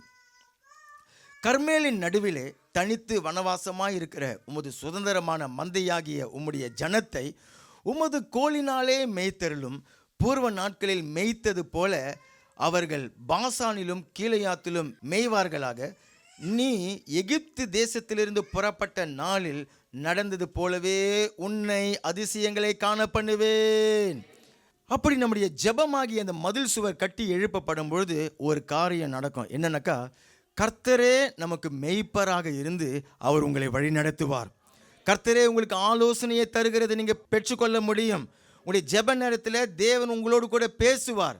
நீங்கள் நடக்கிற பாதையில் இடதுபுறம் வலதுபுறம் சாயாதபடிக்கு தேவன் உங்களை வழி நடத்துவார். ஏன்னா நம்ம எடுக்கக்கூடிய ஒவ்வொரு தீர்மானமும் முக்கியமான ஒரு தீர்மானம். பாருங்க, தவறாக எடுக்கக்கூடிய ஒரே ஒரு தவறான ஆலோசனையில் நீங்கள் நடந்து விடும் பொழுது அது பெரிய சேதத்தை உங்களுடைய குடும்பத்தில், உங்களுடைய வாழ்க்கையில், உங்களுடைய சரீரத்தில், உங்களுடைய ஆவிக்குரிய வாழ்க்கையில், ஏன் உங்களுடைய பொருளாதாரத்தில் பெரிய சேதத்தை அது உண்டு பண்ணிவிடும். அதனுடைய வேதனையினால் இருதயம் நிம்மதி எழுந்து போய் தவித்து கொண்டு இருக்கும். அதனால தான் தேவன் சொல்கிறாரு, என் ஜனங்களை, என் பிள்ளைகளை நானே மேய்க்கட்டும் என்று சொல்லி. சங்கீதக்காரன் 23:1 அவர் சொல்லுகிறாரு, கர்த்தருடைய மேய்ப்பராக இருக்கிறபடியினால நான் தாட்சி அடைய மாட்டேன். எத்தனை பேரால் தைரியமாக சொல்ல முடியும்? கர்த்தருடைய மேய்ப்பராக இருக்கிறபடினால நான் குறைவுபட்டு நான் போக மாட்டேன். எதிலையுமே நான் குறைவுபட்டு நான் போக மாட்டேன். அப்படிதான் எகிப்திலிருந்து விடுதலையாக்கின இஸ்ரவேல் ஜனங்களை தேவன் வழிநடத்தி கொண்டு வந்தார். பாருங்க, நல்ல ஒரு மெய்ப்பனாக அவர்களுக்கு முன்னாடி சென்று வழிநடத்தி கொண்டு வந்தார். நடந்த பாதை எப்படிப்பட்ட பாதை? அது வனாந்தரமான ஒரு பாதை. ஜனங்கள் எப்படிப்பட்டவங்க? அடிமைத்தனத்திலிருந்து வெளியில் வந்த ஜனங்க. கத்தியை எடுக்க தெரியாது, பட்டயத்தை எடுக்க தெரியாது. ஆனால் கர்த்தரே அவர்களுக்கு முன்பாக மெய்ப்பனாக அவர்களை நடத்தி கொண்டு சென்றார். எப்படிப்பட்ட அற்புதங்களை அவர் செய்தார் பாருங்க. செங்கடல் அவர்களுக்கு முன்பாக வந்து இருந்தது. அந்த செங்கடலை தம்முடைய வல்லமையினால் பிளந்து வெட்டாந்தரையில் நடக்கிற ஜனங்களை போல நடக்கும்படிக்காக செய்தார். ஃபாரோவன் துணிச்சலினாலே பின்தொடர்ந்து வந்தான். அவனை அந்த செங்கடலை போட்டு மூடி விட்டார். இன்னைக்கு உங்களுக்கு முன்னாடி இருக்கக்கூடிய செங்கடல் எது? அந்த செங்கடலை பிளக்கும்படிக்காக தேவன் சொல்றாரு, எகிப்திலிருந்து புறப்பட்ட நாளில் நான் செய்த அற்புதங்களை உன்னையும் நான் காண செய்வேன். உங்களுடைய வாழ்க்கையில் அந்த அற்புதங்கள் நடக்கிறது. நீங்கள் எதிர்பார்த்து கொண்டிருக்கிற அந்த அற்புதங்களை தேவன் செய்தருளுகிறார். அது பிள்ளை பாக்கியமாக இருக்கலாம், திருமண காரியமாக இருக்கலாம், ஒரு விசா காரியமாக இருக்கலாம், வியாபாரத்தில் ஒரு முன்னேற்றமாக இருக்கலாம், நான் செய்கிற தொழிலை தேவன் ஆசீர்வதிக்க வேண்டும் என்று சொல்லிட்டு இருக்கலாம். அந்த அற்புதத்தை தேவன் செய்யும்படிக்காக உங்களை அவர் மேய்த்து நடத்துகிறேன்னு சொல்லுகிறார். அதற்கு என்னுடைய மதில் கட்டி எழுப்பப்பட வேண்டும். கர்த்தருடைய நாமத்திற்கு மகிமை உண்டாகுவதாக. அந்த வனாந்தரத்தில் அவங்க விதைக்கல பாருங்க, அறுவடை செய்யல. தேவன் வானத்திலிருந்து ஒவ்வொரு நாளும் மன்னாவை பொழிந்து அந்த மாதிரியாக தேவன் போஷித்தார். சகோதரர் சாட்சி சொன்னார் இல்லையா, கர்த்தர் எனக்கு வாக்குத்தத்தத்தை கொடுத்தார், என்னை போஷிக்கிறேன்னு வாக்கு கொடுத்தாரு. சென்ற வருஷத்தில் தேவன் என்னை அற்புதமாக போஷித்தார். வனாந்தரத்தில் போஷிக்கிற தேவன் இவர். பஞ்ச காலத்தில் போஷித்த ஆத்துமாவை திருப்தியாக்குகிற தேவன் இவர். அல்லேலூயா. என்னை அவர் போஷிப்பார், அற்புத விதமாக அவர் போஷிப்பார். எலியாவை காகத்தை கொண்டு போஷித்த தேவன் தம்முடைய பிள்ளைகளை அவர் அற்புத விதமாக போஷிப்பார். அதே சமயத்தில் அந்த வனாந்தரத்தில் நடந்து கொண்டு வரும்பொழுது கற்பாறையிலிருந்து தேவன் தண்ணீரை புறப்பட்டு வரும்படிக்காக செய்தார். அந்த அற்புதங்களை இன்றைக்கும் அவர் செய்ய வல்லவராயிருக்கிறார். எத்தனை பேர் அதை விசுவாசிக்கிறீங்க? கடினமான ஒரு காரியம், இதிலிருந்து ஒரு நன்மையே நடக்காது அப்படின்னு சொல்லிட்டு நீங்கள் இருக்கிற ஒரு காரியத்திலிருந்து அங்கிருந்து தண்ணீர் வரும்படிக்காக தேவன் செய்வார். ஒரு கடினமான ஒரு இருதயமுடைய மனுஷனாக இருக்கலாம், அல்லது கடினமான ஒரு சூழ்நிலையாக இருக்கலாம், அல்லது இதில் என்னத்தான் டாக்டர்கள் முயற்சி செய்தாலும், என்னத்தான் மருந்து மாத்திரை இருந்தாலும் இதில் நன்மை உண்டாகாது என்று சொல்லியிருக்கக்கூடிய ஒரு சூழ்நிலையாக இருக்கலாம். அந்த கற்பாறையிலிருந்து தேவன் தண்ணீரை வரும்படிக்காக செய்வார். அந்த அற்புதத்தை தேவன் இந்த மாதத்தில் உங்களுக்கு காணும்படிக்காக செய்கிறார். அந்த அற்புதங்களை ஒவ்வொரு குடும்பங்களையும் தேவன் காணும்படிக்காக செய்தார். அவர் சொல்லுகிறாரு, நீ எகிப்து தேசத்திலிருந்து புறப்பட்ட நாளில் நடந்தது போலவே உன்னை அதிசயங்களே காண பண்ணுவேன். எத்தனை பேர் ஒரு அதிசயத்திற்காக எதிர்பார்த்து கொண்டிருக்கிறீங்க? கரங்களை உயர்த்துங்க. இந்த வினாடி அப்படியே 2 வினாடி எடுத்து ஜெபிங்க. என்ன உங்களுக்கு அதிசயம் நடக்கணும், என்ன உங்களுக்கு அற்புதம் நடக்கணும்? கண்களை மூடி கரங்களை உயர்த்தி ஜெபிங்க.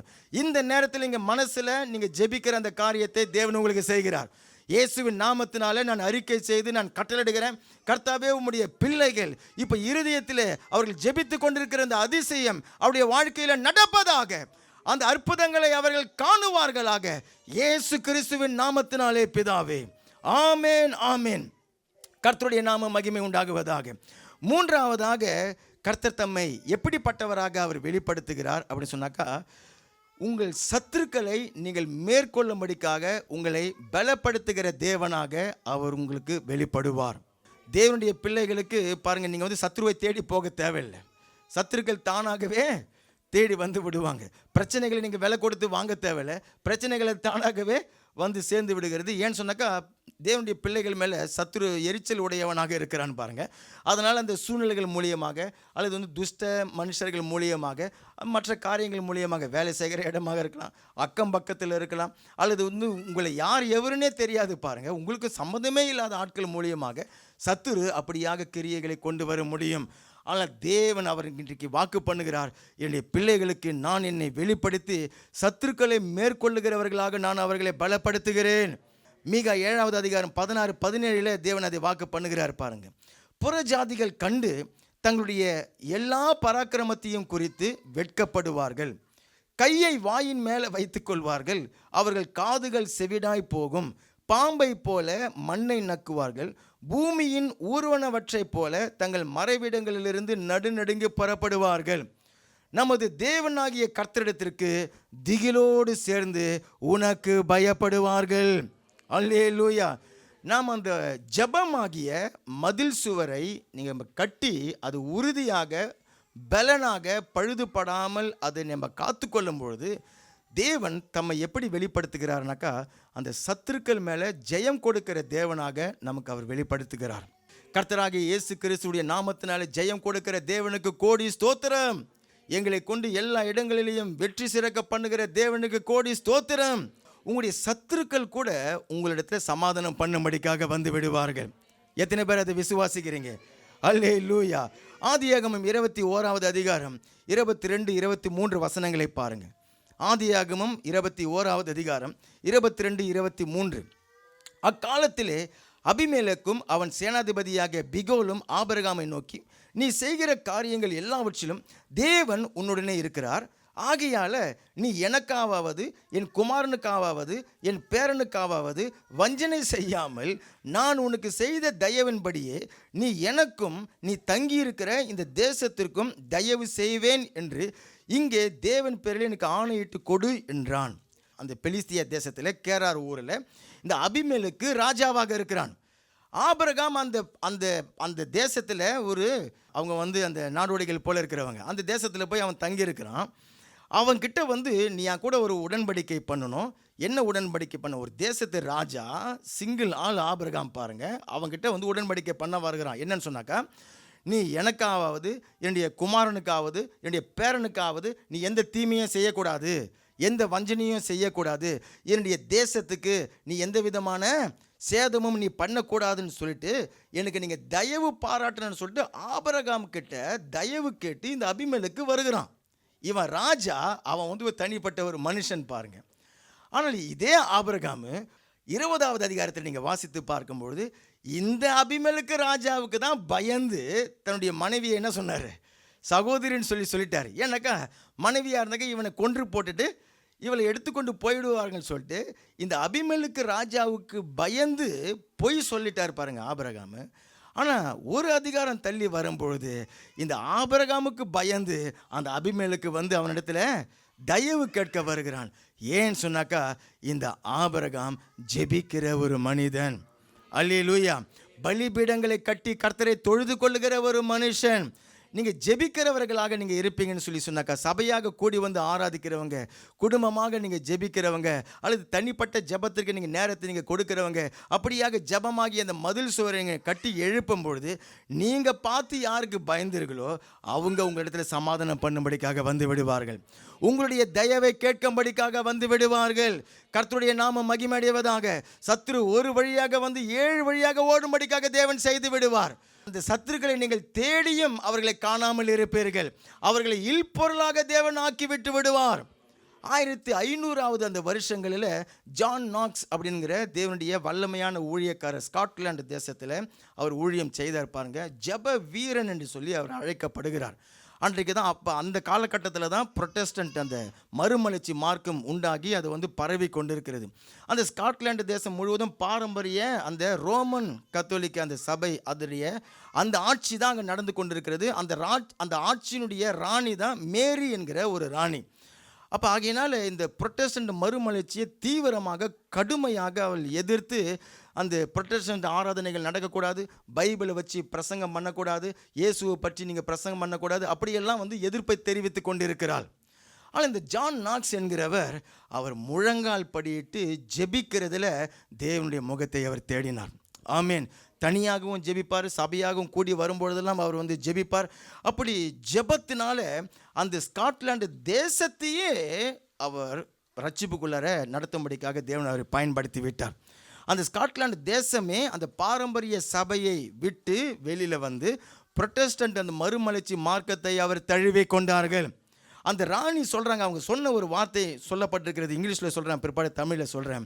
ஐ fear the prayers of John Knox more than all the assembled armies of Europe. அந்த ராணி என்ன சொல்கிறான்னு சொன்னாக்கா, யூரோப்பில் இருக்கக்கூடிய எல்லா தேசங்களுடைய ஆர்மியும் ஒன்று சேர்ந்து வந்து எனக்கு எதிராக வருகிறதை பார்க்கலாம், இந்த ஜான் நாக்ஸுடைய ஜெபத்திற்கு நான் பயப்படுகிறேன். நீங்கள் முழங்கால் படியிட்டு ஜெபிக்கும் பொழுது உங்கள் சத்துருக்களுக்குள்ளாக தேவன் திகிலை உண்டு பண்ணி விடுவார். உங்களுக்கு விரோதமாக உருவாக்கப்படுகிற ஆயுதங்கள் வாய்க்காமல் போய்விடும். பாதாளத்தின் வாசல்களில் உங்களுக்கு விரோதமாக, குடும்பத்துக்கு விரோதமாக போடப்படக்கூடிய அந்த திட்டங்கள் முறியடிக்கப்பட்டுவிடும். பாருங்கள், இந்த ஒரே ஒரு மனுஷனுடைய ஜெபத்தின் நிமித்தம் ஒரு தேசத்தினுடைய ராணியே பயப்படுகிறாள் அப்படின்னு சொல்லி சொன்னாக்கா, நாம் ஜெபிக்கிற அந்த ஜெபத்திற்கு தேவன் எவ்வளோ வல்லமையை வைத்திருக்கிறார் பாருங்கள். அல்லேலூயா. என்னுடைய ஜெபத்தில் வல்லமை இல்லை, என்னுடைய ஜெபத்தை கேட்கிற தேவனிடத்தில் அந்த வல்லமை இருக்கிறது. எத்தனை பேர் விசுவாசிக்கிறீங்க? அதை எத்தனை பேர் அர்ப்பணிக்கிறீங்க? ஆண்டவரே, என்னை ஒரு ஜெப வீரனாக நீர் என்னை மாற்றுங்க, என்னுடைய ஜெப மதில் சுவரை நான் கட்டி எழுப்பேன் நீர் பலப்படுத்துவீராக. நான்காவதாக தேவன் எப்படி அப்படி அந்த ஜெப மதிலை கட்டி உறுதியாக காத்துக்கொள்கிற பிள்ளைகளுக்கு தம்மை வெளிப்படுத்துகிறான்னு சொன்னாக்கா, பாவங்களை மன்னித்து இரக்கத்தையும் கிருபையையும் பாராட்டுகிற தேவனாக தம்மை அவர் வெளிப்படுத்துகிறார். அதே மீகா 7வது அதிகாரம் 18-19 அந்த வசனங்களை பாருங்கள். தமது சுதந்திரத்தில் மீதியானவருடைய அக்கிரமத்தை பொறுத்து மீறுதலை மன்னிக்கிற தேவருக்கு ஒப்பான தேவன் யார்? தீர்க்கதரிசி வியந்து அவர் வந்து கேட்கிறார், இப்படிப்பட்ட ஒரு தேவன் இருக்கிறாரா? ஆமென். எப்படிப்பட்ட தேவன் பாருங்க, அவர் எப்படிப்பட்டவர்னாக்கா, மீறுதலை மன்னிக்கிற தேவருக்கு ஒப்பான தேவன் யார் சொல்லிட்டு அவர் கிருபை செய்ய விரும்புகிறபடியால் அவர் என்றைக்கும் கோபம் வைக்க மாட்டார். பக்கத்தில் பார்த்து சொல்லுங்க, தேவன் உங்களுக்கு கிருபை செய்ய விரும்புகிறார். தேவன் உங்களுக்கு கிருபை செய்ய விரும்புகிறார். சொல்லுங்க சொல்லுங்க, பக்கத்தில் பார்த்து சொல்லுங்க. அம்மா பிள்ளைய பார்த்து சொல்லுங்க, பிள்ளை அம்மாவை பார்த்து சொல்லுங்க. அம்மா பயப்படாதீங்க, தேவன் உங்களுக்கு கிருபை செய்ய விரும்புகிறார். அல்லேலூயா. ஆமென். கிருபை செய்ய என்னுடைய தேவன் எப்படிப்பட்ட தேவன்? மீறுதல்களை மன்னித்து கிருபை செய்ய விரும்புகிற தேவனாக அவர் இருக்கிறார். கர்த்தருடைய நாமத்திற்கு மகிமை உண்டாகுவதாக. விசுவாசிகள் நல்லா கவனிங்க. விசுவாசிகள் பாவம் செய்து விடும் சாட்சியில் கூட சொல்லியிருந்தாங்க இல்லையா? விசுவாசிகள் பாவம் செய்து விட மாத்திரத்தில் ஒரு காரியத்தை செய்யணும். என்னது? பாவத்தை பரிசுத்த ஆவியானவர் எனக்கு கண்டித்து உணர்த்துவார். ஆமேன். அது உணர்த்தப்பட்ட மாத்திரத்தில் அதை நம்ம ஒத்துக்கொண்டு, காரணங்கள்லாம் சொல்லாமல் இல்லையா, அதை மறைக்க நம்ம பார்க்காம ஒத்துக்கொண்டு அந்த பாவத்தை நான் இனி செய்ய மாட்டேன் அப்படி சொல்லி தீர்மானம் எடுத்தவர்களாக அதை விட்டுவிட மனதாக தேவனிடத்தில் நம்ம பாவத்தை அறிக்கை செய்து மன்னிப்பை கேட்கும்பொழுது இயேசு கிறிஸ்துவின் ரத்தம் என்னை கழுவி சுத்திகரித்து விடுகிறது. அந்த நேரத்தில் நீங்கள் தேவனுடைய பிள்ளையாக தான் இருக்கிறீங்க. பாவம் செய்யும் பொழுது கூட நீங்கள் தேவனுடைய பிள்ளையாக தான் இருக்கிறீங்க. ஆமேன். பாவம் செய்து கொண்டு இருக்கும் பொழுது கூட நீங்கள் நீதிமானாக தான் நீங்கள் இருக்கிறீங்க. ஆமேன். ஆனால் அந்த பாவ கரைப்பட்டு விட்டது. இப்போ உடனடியாக நீங்கள் மன்னிப்பை கேட்டு அதை அறிக்கை செய்து நீங்கள் பாவத்தை கழுவப்பட நம்ம அதை பெற்றுக்கொள்ள வேண்டும். சரி, இப்படியும் செய்து விடுவாங்க. செய்து விட்டு என்ன பண்ணிடுவாங்கனாக்கா, இருதயத்தில் அந்த ஒரு குற்றப்பழியை வைத்து கொண்டே இருப்பாங்க. அல்லது அந்த காரியங்கள் ஞாபகத்தில் வைத்து கொண்டே இருப்பாங்க. பாருங்க, நேற்று ஒன்று செஞ்சுட்டு வந்திருப்பீங்க, இல்லை காலையில் இன்றைக்கி ஆராதனைக்கு முன்னாடி போய் இல்லையா ஏதாவது வந்து சத்தம் போட்டுட்டு இருப்பீங்க. ஏதோ மனைவி கிட்ட ஏதோ கோபமாக பேசிட்டீங்க, பிள்ளைங்க கிட்ட ஏதோ ஒரு சத்தமான ஒரு வார்த்தையை பேசிட்டு இருப்பீங்க. அதை நீங்கள் மன்னிப்பு கேட்டு ரத்தத்தினால கழுவும்படிக்காக கேட்டு எல்லாம் ஒழுங்கு பண்ணிட்டு வந்திருப்பீங்க. ஆனால் இன்னும் அந்த காரியம் அப்படி குறுகுறுன்னு இருந்துக்கினே இருக்கும். ஒரு குற்றப்பழி இருந்து கொண்டே இருக்கும். போன வாரம், போன மாதம், போன வருஷம், 5 வருஷம், 10 வருஷம் அதெல்லாம் இன்னும் வைத்து கொண்டே இருப்பாங்க பாருங்கள். ஆனால் அவர்கள் பாவத்தை அறிக்கை செய்தாங்க. இயேசுடைய ரத்தம் நம்மை கழுவி விட்டது, தேவன் மன்னித்து விட்டார். ஆனால் அந்த குற்றப்பழிக்கு இடம் கொடுத்து கொண்டு இருப்பாங்க. அது பிசாசு செய்கிற வேலை. அப்போது நான் தேவனிடத்தில் ஜெபித்தேன், ஏன் அப்போ அப்படி நடக்கிறது இல்லை? பாவத்தை அறிக்கை செய்துட்டாங்க, உண்மையாக மனம் திரும்பினாங்க, விட்டுவிட மனதாக அறிக்கை செய்துட்டாங்க, ரத்தத்தினால் கழுவப்பட்டுட்டாங்க. ஏன் ஆண்டவரே அப்போ இன்னும் அந்த ஞாபகம் அந்த ஞாபகத்திலேருந்து போயிடாது, ஆனால் அது ஒரு பாரமாக உங்களை அழித்து கொண்டு இருக்காது, அது ஒரு குற்றப்பழி உணர்வை உங்களுக்கு உண்டாக்காது. ஏன் அப்படி சொல்லிட்டு பாருங்கள். 1 யோவான் 1வது அதிகாரத்தை எடுத்துக்கொள்ளுங்கள். அந்த வசனத்தை அடிப்படையில் தான் நம்ம அந்த சுத்திகரிப்பை நம்ம கேட்கிறோம் இல்லையா? 1 யோவான் 1வது அதிகாரம் 9வது வசனத்தில் பாருங்கள். நம்முடைய பாவங்களை நாம் அறிக்கையிட்டால் பாவங்களை நமக்கு மன்னித்து எல்லா அநியாயத்தையும் நீக்கி நம்மை சுத்திகரிப்பதற்கு அவர் உண்மையும் நீதியும் உள்ளவராய் இருக்கிறார். என்ன சொல்கிறாரு? இப்போ என்கிட்ட பாவம்லாம் இல்லை அப்படின்னு சொன்னாக்கா நீங்களே உங்களை பொய்யராக்கி கொள்றீங்க. யாருக்கு எழுதுகிறாரு? விசுவாசிக்கு தான் எழுதுகிறாரு. பாவ உலகத்தில் இருக்கிறோம், தூசி படிஞ்ச இந்த உலகத்தில் இருக்கிறோம், கால்கள் மண்ணில் தான் நடக்கிறது. ஆனால் நான் ரட்சிக்கப்பட்டிருக்கிறேன். சில நேரங்களில் அப்படி அந்த கரைகள் பட்டு விடுகிறது. அப்போ அந்த பாவங்களை நாம் அறிக்கையிட்டால் பாவங்களை தேவன் மன்னிக்கிறார். முதல்ல ஆமென், மன்னிக்கிறாரு. அந்த அநியாயத்தை எல்லாம் நீக்கி என்னை சுத்திகரித்து விடுகிறார். அது எப்படி சொன்னாக்கா அவங்களுடைய பாவங்கள் சிவேர் என்று இருந்தாலும், எப்படி சிவேர்னாக்கன்னு அர்த்தம். இது சிகப்புன்றோம். சிவேர்னா எப்படி இருக்கும்? டார்க் ரெட்டு, நம்மள ரத்தம் இருக்குது இல்லையா, அந்த மாதிரி பொர்தோன்ற மாதிரி டார்க் ரெட். உன்னுடைய பாவங்கள் சிவேர் என்று இருந்தாலும் அதை உறைந்த பனியை போல நான் வெண்மையாக ஆக்குவேன். ஆக்குவாரா ஆக்க மாட்டாரா? ஆக்குவார். அறிக்கை செஞ்சுட்டாக்கா ஆக்கிட்டார். ஆமேன், அல்லேலூயா. உன்னுடைய பாவங்கள் ரத்தாம்பர சிவப்பாக இருந்தாலும், மறுபடியும் சொல்கிறேன், ரத்தாம்பர சிவப்பாக இருந்தாலும் அதை பஞ்சை போல நான் ஆக்குவேன் சொல்கிறார். என்ன அர்த்தம்னு சொன்னாக்கா, உங்களுடைய பாவம் சிவேர்ன்னு இருக்குதுன்னாக்கா உலகத்திலேயே நீங்கள் தான் அந்த பாவத்தை செஞ்சுருக்கிறீங்க. வேறு எந்த அவ்வளோ மோசமான மனுஷன் கூட அந்த பாவத்தை செய்ய மாட்டான். ஐயோ ஆண்டவர், உலகத்தில் யாரும் செய்யாத பாவத்தை நான் செஞ்சிட்டேன்னு நிற்கிறீங்க இல்லையா, அதான் அந்த சிவேர்ன்னு இருக்கக்கூடிய அந்த பாவம். ஆனால் தேவன் என்ன சொல்ல, ஒன்றும் பதறாத, நான் உன்னை உறைந்த பனியை போல வெண்மையாக மாற்றுகிறேன். எங்கே வருது அது எடுத்துக்கொள்ளுங்க. ஏசாயா புஸ்தகத்தில் 1வது அதிகாரத்தில் 18வது வசனம் பாருங்கள். அப்போ உறைந்த மழையை போல வெண்மையாக நான் ஆக்கிடுறேன்னு சொல்கிறார். அது சிவேர்ண்டு இருந்தாலும் எத்தனை பேருக்கு விளங்குகிறது? அது அந்த பாவத்தினுடைய கொடுமை இல்லையா. நான் ஒரு ஆஃபீஸ்லேருந்து ஒரு பேனா திருட்டிட்டு வந்துட்டேன், அந்த மாதிரி கிடையாது. நீங்கள் கொடூரமான பாவத்தை செய்துட்டு இருந்தாலும் தேவன் சொல்கிறார், நான் அதை உறைந்த மழையை போல வெண்மையாக ஆக்குகிறேன்னு சொல்லிட்டு. இது ஒன்று. 2வது என்ன சொல்கிறேன்னாக்கா, அது ரத்தாம்பர சிவப்பாக இருந்தாலும், ரத்தாம்பர சிவப்புன்ட்டு ஏன் சொல்கிறாருனாக்கா, இப்போ ஒரு சில இது ட்ரெஸ்ஸில் பட்டுடும் இல்லையா, ஒரு சில தாஷ், ஒரு சில கரைகள் இல்லையா, அதை எடுக்கவே முடியாது பாருங்கள். அது நூலோடு நூலாக எல்லாமே ஒன்றா கலந்துடும் பாருங்கள். அந்த மாதிரி அந்த பாவம் என்ன பண்ணி விடுகிறதுனாக்கா, இருதயத்தில் அந்த பாரத்தை கொடுத்து அந்த குற்றப்பழி அது உண்டு பண்ணி அழுத்தி கொண்டே இருக்கிறது. பாரம் அழுத்தி கொண்டே இருக்கிறது. அப்போ தேவன் சொல்கிறாரு, அது ரத்தாம்பர சிவப்பாக இருந்தாலும் நான் அதை பஞ்சை போல் ஆக்கிறேன். ஆமேன். ஏன் பஞ்சுனாக்கா, அந்த லைட்டு அழகாக உங்களை உங்களுடைய ஆத்மாவை எப்படி ஆக்கி விட்டுறாரு, உங்களுடைய இருதயத்தை எப்படி ஆக்கி விட்டுறாரு. பாவ பாரம் அழுத்துது இல்லையா, அந்த பாரத்தெல்லாம் எடுத்து விட்டுட்டு உங்களுடைய இருதயத்தை இலகுவாக மாற்றி விடுகிறார். பஞ்சு எவ்வளோ வெயிட்டாக இருக்குது, லைட்டாக இருக்குது இல்லையா, காற்றுல பட்டாடு பறக்குது இல்லையா, அந்த மாதிரி நீங்கள் காற்றுல மிதக்கிறவர்களை மாதிரி உங்களை தேவன் ஆக்கி விட்டு விடுவார்.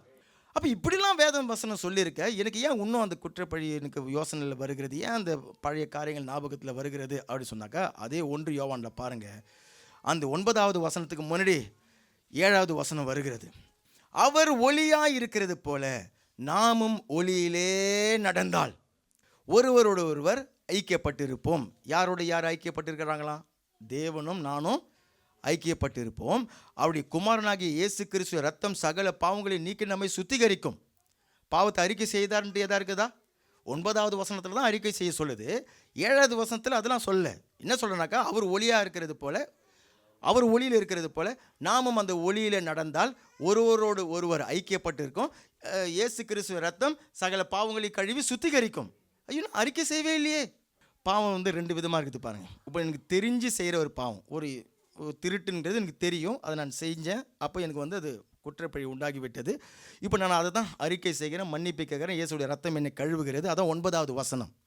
இப்போ இந்த 7வது வசனத்தில் பல காரியங்கள் நம்ம உலகத்தில் நடந்து கொண்டு இருக்கிறேன் பாருங்கள். இப்போ நான் போகிறேன், இந்த சட்டையில் வந்து ஏதோ சகப்பு கலர் ஏதோ ஒரு பட்டுடுச்சு. அப்போ எனக்கு தெரியும், ஓ இது பட்டுடுச்சின்னு சொல்லிட்டு அதை சுத்தம் பண்ண போகிறேன். ஆனால் அவ்வளோத்தான் தானே என் மேலே இருக்குது. இப்போ இந்த வெளியிலேருந்துலாம் வந்தோம் இல்லையா, எவ்வளோ தூசி என் மேலே படிஞ்சிருக்குது. இல்லை எனக்கு தெரியாது. நமக்கு தெரியாமலேயே நிறைய பாவங்கள் நம்முடைய வாழ்க்கையில் நுழைந்து விடுகிறது இல்லையா. எங்கேயா உக்காந்துருப்பீங்க, அது ஏதாவது ஒரு அழுக்காந்து உங்களுக்கு தெரியாது. ஆனால் அவர் ஒளியில் இருக்கிறது போல நீங்களும் ஒளியிலே நடந்தால், ஆமீன், நம்ம தேவனோடு கூட ஐக்கியப்பட்டு இருப்போம். அப்போது ஆட்டோமேட்டிக்காகவே இயேசு கிறிஸ்துவ ரத்தம் உங்களை கழுவி உங்களை சுத்திகரித்து கொண்டு இருக்கிறது. அப்போ விஷயம் எதில் இருக்குதுன்னு சொன்னாக்கா, தேவனோடு கூட ஐக்கியப்பட்டு இருக்கிற அந்த ஒரு வாழ்க்கை. இல்லை நான் பாவத்தை அறிக்கை செய்த மன்னிப்பட்ட ரத்தத்தினால் கழுவப்பட்ட ஏன் இன்னும் குற்றப்பழி உண்டாகி கொண்டு இருக்கிறதுன்னு சொன்னாக்கா, பல நேரத்தில் தேவனுடைய பிள்ளைகள் அந்த பாவத்துக்காக மன்னிப்பை கேட்டுட்டு தொடர்ச்சியாக தேவனோடு கூட அந்த உறவு வைத்து கொள்ளுகிறது இல்லை. தேவனோடு ஐக்கியம் இல்லை. அவங்க அந்த பாவத்தை உணர்ந்தாங்க, தப்புன்னு உணர்ந்தாங்க, அதை அறிக்கை செய்தாங்க, மன்னிப்பு கேட்டாங்க, ரத்தத்தினால கழுவப்பட்டாங்க. ஆனால் தொடர்ச்சியாக தேவனோடு கூட ஐக்கியம் இல்லை. ஐக்கியம் எப்போ உண்டாகுன்னு சொல்கிறார். அவர் ஒளியில் இருக்கிறது போல நீங்களும் ஒளியிலே நடந்தால் அவரோடு கூட ஐக்கியப்பட்டு இருப்பீங்க. ஒளியில் நடக்கிறதுன்னு சொன்னால் என்ன அர்த்தம்னு சொன்னாக்கா, தேவனுடைய வார்த்தை தான் அந்த ஒளி. தேவன் ஒளியாக இருக்கிறாரு, தேவனுடைய வார்த்தை தான் அந்த வெளிச்சம். தேவனுடைய வார்த்தையின் வெளிச்சத்தில் நடக்கிறோம்னாக்கா அதில் இருக்கிறது இல்லையா, அதில் நிறைய கட்டளைகள் இருக்கிறது. நீங்கள் நடக்கும் போதில் இந்த கட்டளையில் நடக்கிறேன்னா, இந்த கட்டளையில் நடக்கிறேன்னா நான் நடக்க முடியும் இல்லை. சத்தியத்தின் அந்த ஒளியில் நடக்கணும் அப்படின்னு சொன்னாக்கா என்ன அர்த்தம், நல்லா கவனிச்சிங்க. இன்றைக்கி நல்லா அது தெளிவாக தெரிந்து கொள்ளுங்க. 3 பரிசை உங்களுக்கு தேவன் கொடுத்துருக்காரு இல்லையா. என்ன பரிசு கொடுத்துருக்கிறார்? 3.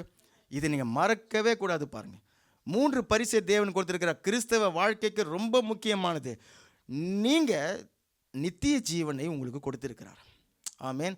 அதான் தேவனுடைய பிள்ளை, தேவனுடைய பிள்ளைன்னு சொல்லி அது ரொம்ப லோக்கலாக்கி விட்டாச்சு. இல்லை இல்லை, நீங்கள் தேவன். ஆமேன். நீங்கள் யாருங்க? நீங்கள் தேவன். உங்களுக்குள்ள மனுஷ ஜீவனே இல்லை. நீ மனுஷனே கிடையாது, நீ மனுஷியே கிடையாது. ஆமேன். மனுஷ ஜீவனை எடுத்துகிட்டு தான் தேவனுடைய ஜீவனை கொடுத்து விட்டார். நான் தேவனாக இருக்கிறேன், எனக்குள்ளே இருக்கிறது நித்திய ஜீவன். நான் மிருக ஜீவன் கிடையாது, மனுஷ ஜீவன் கிடையாது. ரட்சிக்கப்பட்டதுக்கு பிறகு தேவனுடைய ஜீவன், நித்திய ஜீவன் உடையவனாக இருக்கிறான். நான் தேவனாக இருக்கிறேன். அதனால தான் கொஞ்சம் குறைச்சி தேவனுடைய பிள்ளைன்னு சொல்லியாச்சு. அவர் பெரியவர், அவர் அப்பா, நான் பிள்ளைன்ற மாதிரி. ஆனால் ஒரே இனம், ஒரே ரகம், ஒரே ஜாதி. அல்லேலூயா. இது நீங்கள் அறிஞ்சு கொண்டு இருக்க வேண்டும். 2வது, பரிசுத்த ஆவியானவரை தேவன் எனக்கு கொடுத்திருக்கிறார். எதுக்காக அந்த பரிசுத்த ஆவியானவர் கொடுத்திருக்கிறாரு? உங்களை இழுத்துன்னு போய் தேவனுக்கிட்ட ஜெபத்தில் விடுவதற்காக தான் பரிசுத்த ஆவியானவர். எத்தனை பேருக்கு புரியுது? உங்களை நடத்துவார், உங்களை ஏவுவார். மகனே நீ ஜெபிக்கணும் இல்லையா. சில நேரத்தில் சொல்கிறோம் இல்லையா, பாஸ்டர் கொண்டாட்டத்துக்கு போய் உக்காந்துட்டேன் பாஸ்டர். எங்கே? ஆராதனையை விட்டுட்டு கொண்டாட்டத்தில் போயிட்டு உக்காந்துட்டேன், ஃபேத்தில் போய் உக்காந்துட்டேன். அங்கே உக்காந்துன்னு இருக்கும்போது ஒரு மாதிரி இருந்துச்சு, ஒரு மாதிரிலாம் இல்லை. பரிசுத்த ஆவியானவர் அங்கே ஏவராரு. ஆராதனையை விட்டுட்டு நீங்கள் வந்து உக்காந்து என்னம்மா பண்ணுற? இல்லை பாஸ்டர், நான் ட்ரெயின் எடுக்கும்போதே நம்ம அந்த லகாரில் நின்றுந்ததுன்னா அப்போவே எனக்கு ஒரு மாதிரி இருந்துச்சு. ஒரு மாதிரி இல்லை. ஆவியானவர் சொன்னார், இன்றைக்கி ஆராதனைனாது, இன்றைக்கி ஏன் நீ லாட்சேபிளுக்கு போகிற? ஆமேன். இன்றைக்கி ஏன் நீ கார்தனருக்கு நீ போகிற? இன்றைக்கி ஏன் நீ ராந்தவு கொடுத்த? ஆராதனை இல்லை உனக்கு இருக்குது. திங்கக்கிழமையில் நீ போகணும், சனிக்கிழமையில் போயிருக்கணும், இல்லை ஆராதனை முடிச்சில்லை நீ போகணும். அப்போ ஆவியானவர் அந்த வேலையை செய்கிறதுக்காகத்தான் எனக்குள்ள ஆவியானவர் தேவன் கொடுத்து வைத்திருக்கிறார். தேவனை தேடுவதற்காக தான் பரிசுத்த ஆவியானவர் எனக்கு கொடுத்து வைத்திருக்கிறார். நம்ம என்னதம்மா பண்ணிட்டோம், அப்படியே ஐஸ் கட்டி தண்ணி இருக்கிற அந்த தண்ணி எடுத்து தமால் அப்படியே ஊற்றி விட்டுட்டோம். எது மேலே? ஆவியானவர் மேலே ஊற்றி அவரை ஒரே அவிச்சு போட்டாச்சு. ஆவியானவரை அவித்து போடாதிருங்கள்னு சொல்லிட்டு அதனால தான் சொல்கிறார். அவருங்க உள்ளார அக்கினி மாதிரி ஒரு மாதிரி இது பண்ணார் உங்களை இல்லையா, உங்களை உருட்டி பரட்டினார். இங்கே உள்ளார நம்ம என்ன பண்ணோம், அப்படியே புஸ்குன்னு தண்ணி எடுத்து ஒரே அமுக்கி ஆவியானவரையும் அமுக்கி விட்டாச்சு. அப்போ என்ன ஆயிடுச்சு? மதில் சுவர் பழுதுபட்டு விட்டது, மதில் சுவர் விரிசல் கண்டு விட்டது.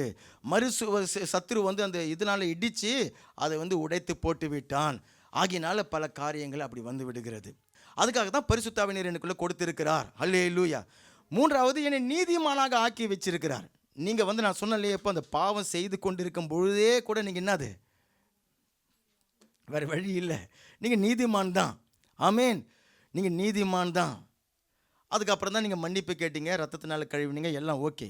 ஆனால் இப்பொழுது நீங்கள் நீதிமானாக இருக்கிறீங்க. எதுக்குன்னு சொன்னாக்கா, நான் தேவன்கிட்ட போகிறதுக்கு எனக்கு மனத்தடை எதுவுமே உண்டாகிவிடக்கூடாது என்கிறதற்காகத்தான் தேவன் என்ன பண்ணுறாரு, அவருடைய நீதியையே எனக்கு கொடுத்துட்டாரு. அப்போ தேவனோடு ஐக்கியப்படுவதற்கு உங்களை தேவ இனமாகவே ஆக்கிட்டாரு. தேவன் உங்களை நடத்தி கொண்டு போவதற்காக பரிசுத்த ஆவியானவர் எனக்குள்ளே கொடுத்துட்டாரு. நீங்கள் தேவனை தேடி போகும்பொழுது உங்களுக்கு எந்த தடையும் வந்து விடக்கூடாதுன்றதுக்காக உங்களை நீதிமானாகவும் ஆக்கி விட்டுட்டாரு. எத்தனை பேருக்கு புரியுது இது? எத்தனை பேருக்கு புரியுது இது? இதுக்கு பேர் தான் வெளிச்சத்தில் நடக்கிறது. இதான் அந்த சத்தியம் போதிக்கிற வெளிச்சம். இதுதான் நீ தேவனுடைய பிள்ளையாக இருக்கிற, பரிசுத்த ஆவியானவர் உனக்குள்ளே இருக்கிறாரு, நீ நீதிமானாக இருக்கிற. அப்போ நீ தேவனோடு ஐக்கியப்பட்டு இருக்க வேண்டும். ஏன் ஜனங்கள் சபை தேவனை தேட மாட்டேன்றாங்க அப்படி சொன்னாக்கா, நான் அந்த பாவத்தை செஞ்சிட்டேன், அதனால் நான் தேவனை தேட மாட்டேன். புரியுதா உங்களுக்கு? நான் ஒரு மாதமாக ஜெபிக்கலை, அதனால் தேவனை தேட மாட்டேன். அதனால தான் தேவனை தேட முடியாமல் போய்விடுகிறது. இன்னைக்கு தேவன் சொல்லுகிறார், நீங்கள் தேவர்களாக இருக்கிறீர்கள், நித்திய ஜீவன் உங்களுக்குள்ளே இருக்கிறது, பரிசுத்த ஆவியானவர் உங்களுக்குள்ளே என்றைக்குமாய் கொடுக்கப்பட்டிருக்கிறார், நீங்கள் எந்த நேரத்தில் நீங்கள் நீதிமான்களாக இருக்கிறீங்க அப்படி சொல்லிட்டு சொல்லும் பொழுது நீங்கள் தேவனோடு ஐக்கியப்பட்டவர்களாக இருப்பீர்கள். நீங்கள் தேவனோடு ஐக்கியப்பட்டவர்களாக இருக்கும்பொழுது இயேசு கிறிஸ்துவின் ரத்தம் உங்களை கழுவிக்கொண்டே இருக்கிறது. அல்லேலூயா! இதை விசுவாசியுங்க. இயேசு கிறிஸ்து ரத்தம் ஊற்றை போல என் மேலே ஊற்றி கொண்டே இருக்கிறது, என்னை சுத்திகரித்து கொண்டே இருக்கிறது. அதான் அந்த 7வது வசனம் சொல்கிறது, அவர் ஒளியிலே இருக்கிறது போல நாமும் ஒளியிலே நடந்தால் அவரோடு கூட ஐக்கியப்பட்டிருப்போம். தேவனோடு கூட ஐக்கியப்பட்டிருப்போம். நீங்கள் தேவனோடு கூட ஐக்கியப்பட்டு இருக்கும் பொழுது இயேசு கிறிஸ்துவின் ரத்தம் சகல பாவங்களை கழுவி என்னை சுத்திகரிக்கிறது. ஒரு நாள் எனக்கு தெரிஞ்ச ஒரு பாவத்தை நான் செஞ்சிட்டேன். அப்போ தான் 9வது வசனம் சொல்கிறது, அந்த பாவத்தை நீ அறிக்கை செய்தால் இல்லையா, உங்களுடைய பாவங்களை எல்லாம் மன்னித்து அக்கிரமங்களை எல்லாம் நீக்கி உங்களை சுத்திகரிக்கிறதுல அவர் உண்மையும் நீதியும் உள்ள தேவனாக இருக்கிறார். கரங்களை பலமாய் தட்டுங்க. கர்த்தருடைய நாமத்திற்கு மகிமை உண்டாகுவதாக. எத்தனை பேர் இந்த மதிலை கட்டலான்னு சொல்லிட்டு இருக்கிறீங்க? நீங்கள் மதிலை கட்டும்போது 4 விதத்தில் தேவன் உங்களுக்கு தம்மை அவர் வெளிப்படுத்துகிறார்.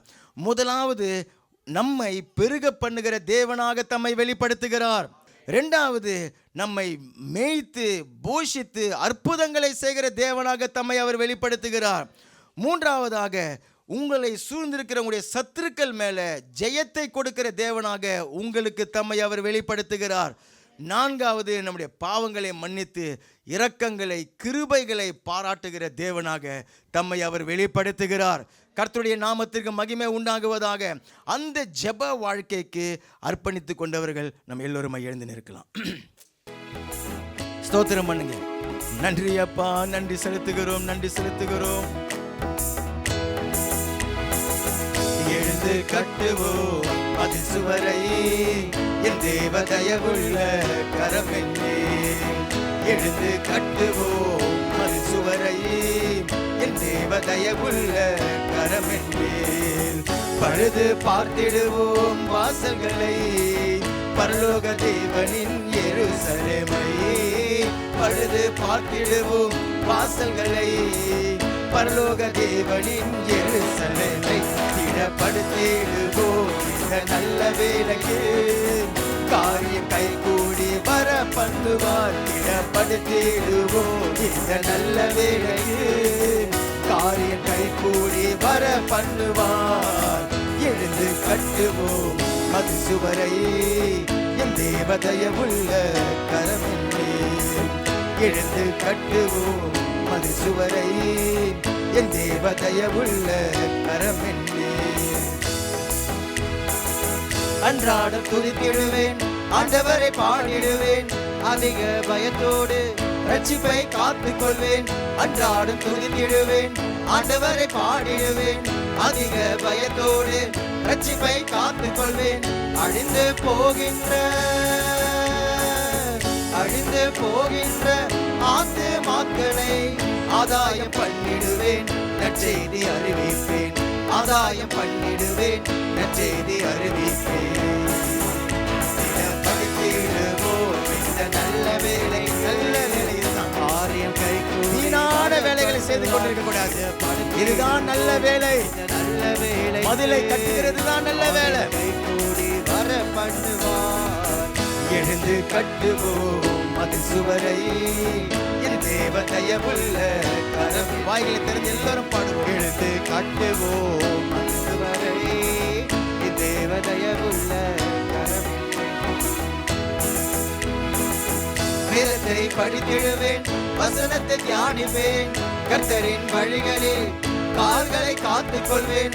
வேதத்தை படித்திடுவேன், வசனத்தை தியானிப்பேன், கர்த்தரின் வழிகளில் கால்களை காத்துக் கொள்வேன். இருண்ட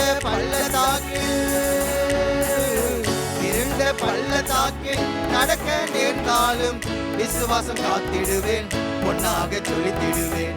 விசுவாசம் காத்திடுவேன், பொன்னாக ஜொலித்திடுவேன். இடம்படுத்திடுவோம் இந்த நல்ல வேலைக்கு, தானே கை கூடி வர பண்ணுவார். ஜெபத்திற்கிற தடைகளை எல்லாம் தேவன் உடைத்து போடுகிறார். என்னால ஜெபிக்க முடியல, பைபிள் படிக்க முடியல, தடைகளை எல்லாம் உடைத்து போடுகிறார். எடுத்து கட்டுவோம் என் தேவதயவுள்ள கரமென்றே, எடுத்து கட்டுவோம் அது சுவரையே என் தேவதயவுள்ள கரமென்றே. சிலுவை நோக்கிடுவேன், பாவங்கள் அறிக்கை செய்வேன், பரிசுத்தர் இயேசுவின் இரத்தத்தால் சுத்தமானேன். சிலுவை நோக்கிடுவேன், பாவங்கள் அறிக்கை செய்வேன், பரிசுத்தர் இயேசுவின் இரத்தத்தால் சுத்தமாவேன். பரிசுத்த ஆவியால் பாத்திரம் நிரம்பிடுவேன். பரலோக பாஷையால் பேசி பேசி பலன் அடைவேன். பரலோக பாஷையால் பேசி பேசி பலன் அடைவேன். படுத்திடுவோம் இந்த நல்ல வேலைக்கு, காரியம் கை கூடி வர பண்ணுவார். இடப்படுத்திடுவோம் இந்த நல்ல வேலைக்கு, காரியம் கை கூடி வர பண்ணுவார். எழுந்து கட்டுவோம் அது சுவரையே என் தேவதயவுள்ள கரமென்றே. எழுந்து கட்டுவோம் அது சுவரையே என் தேவதயவுள்ள கரமென்றே.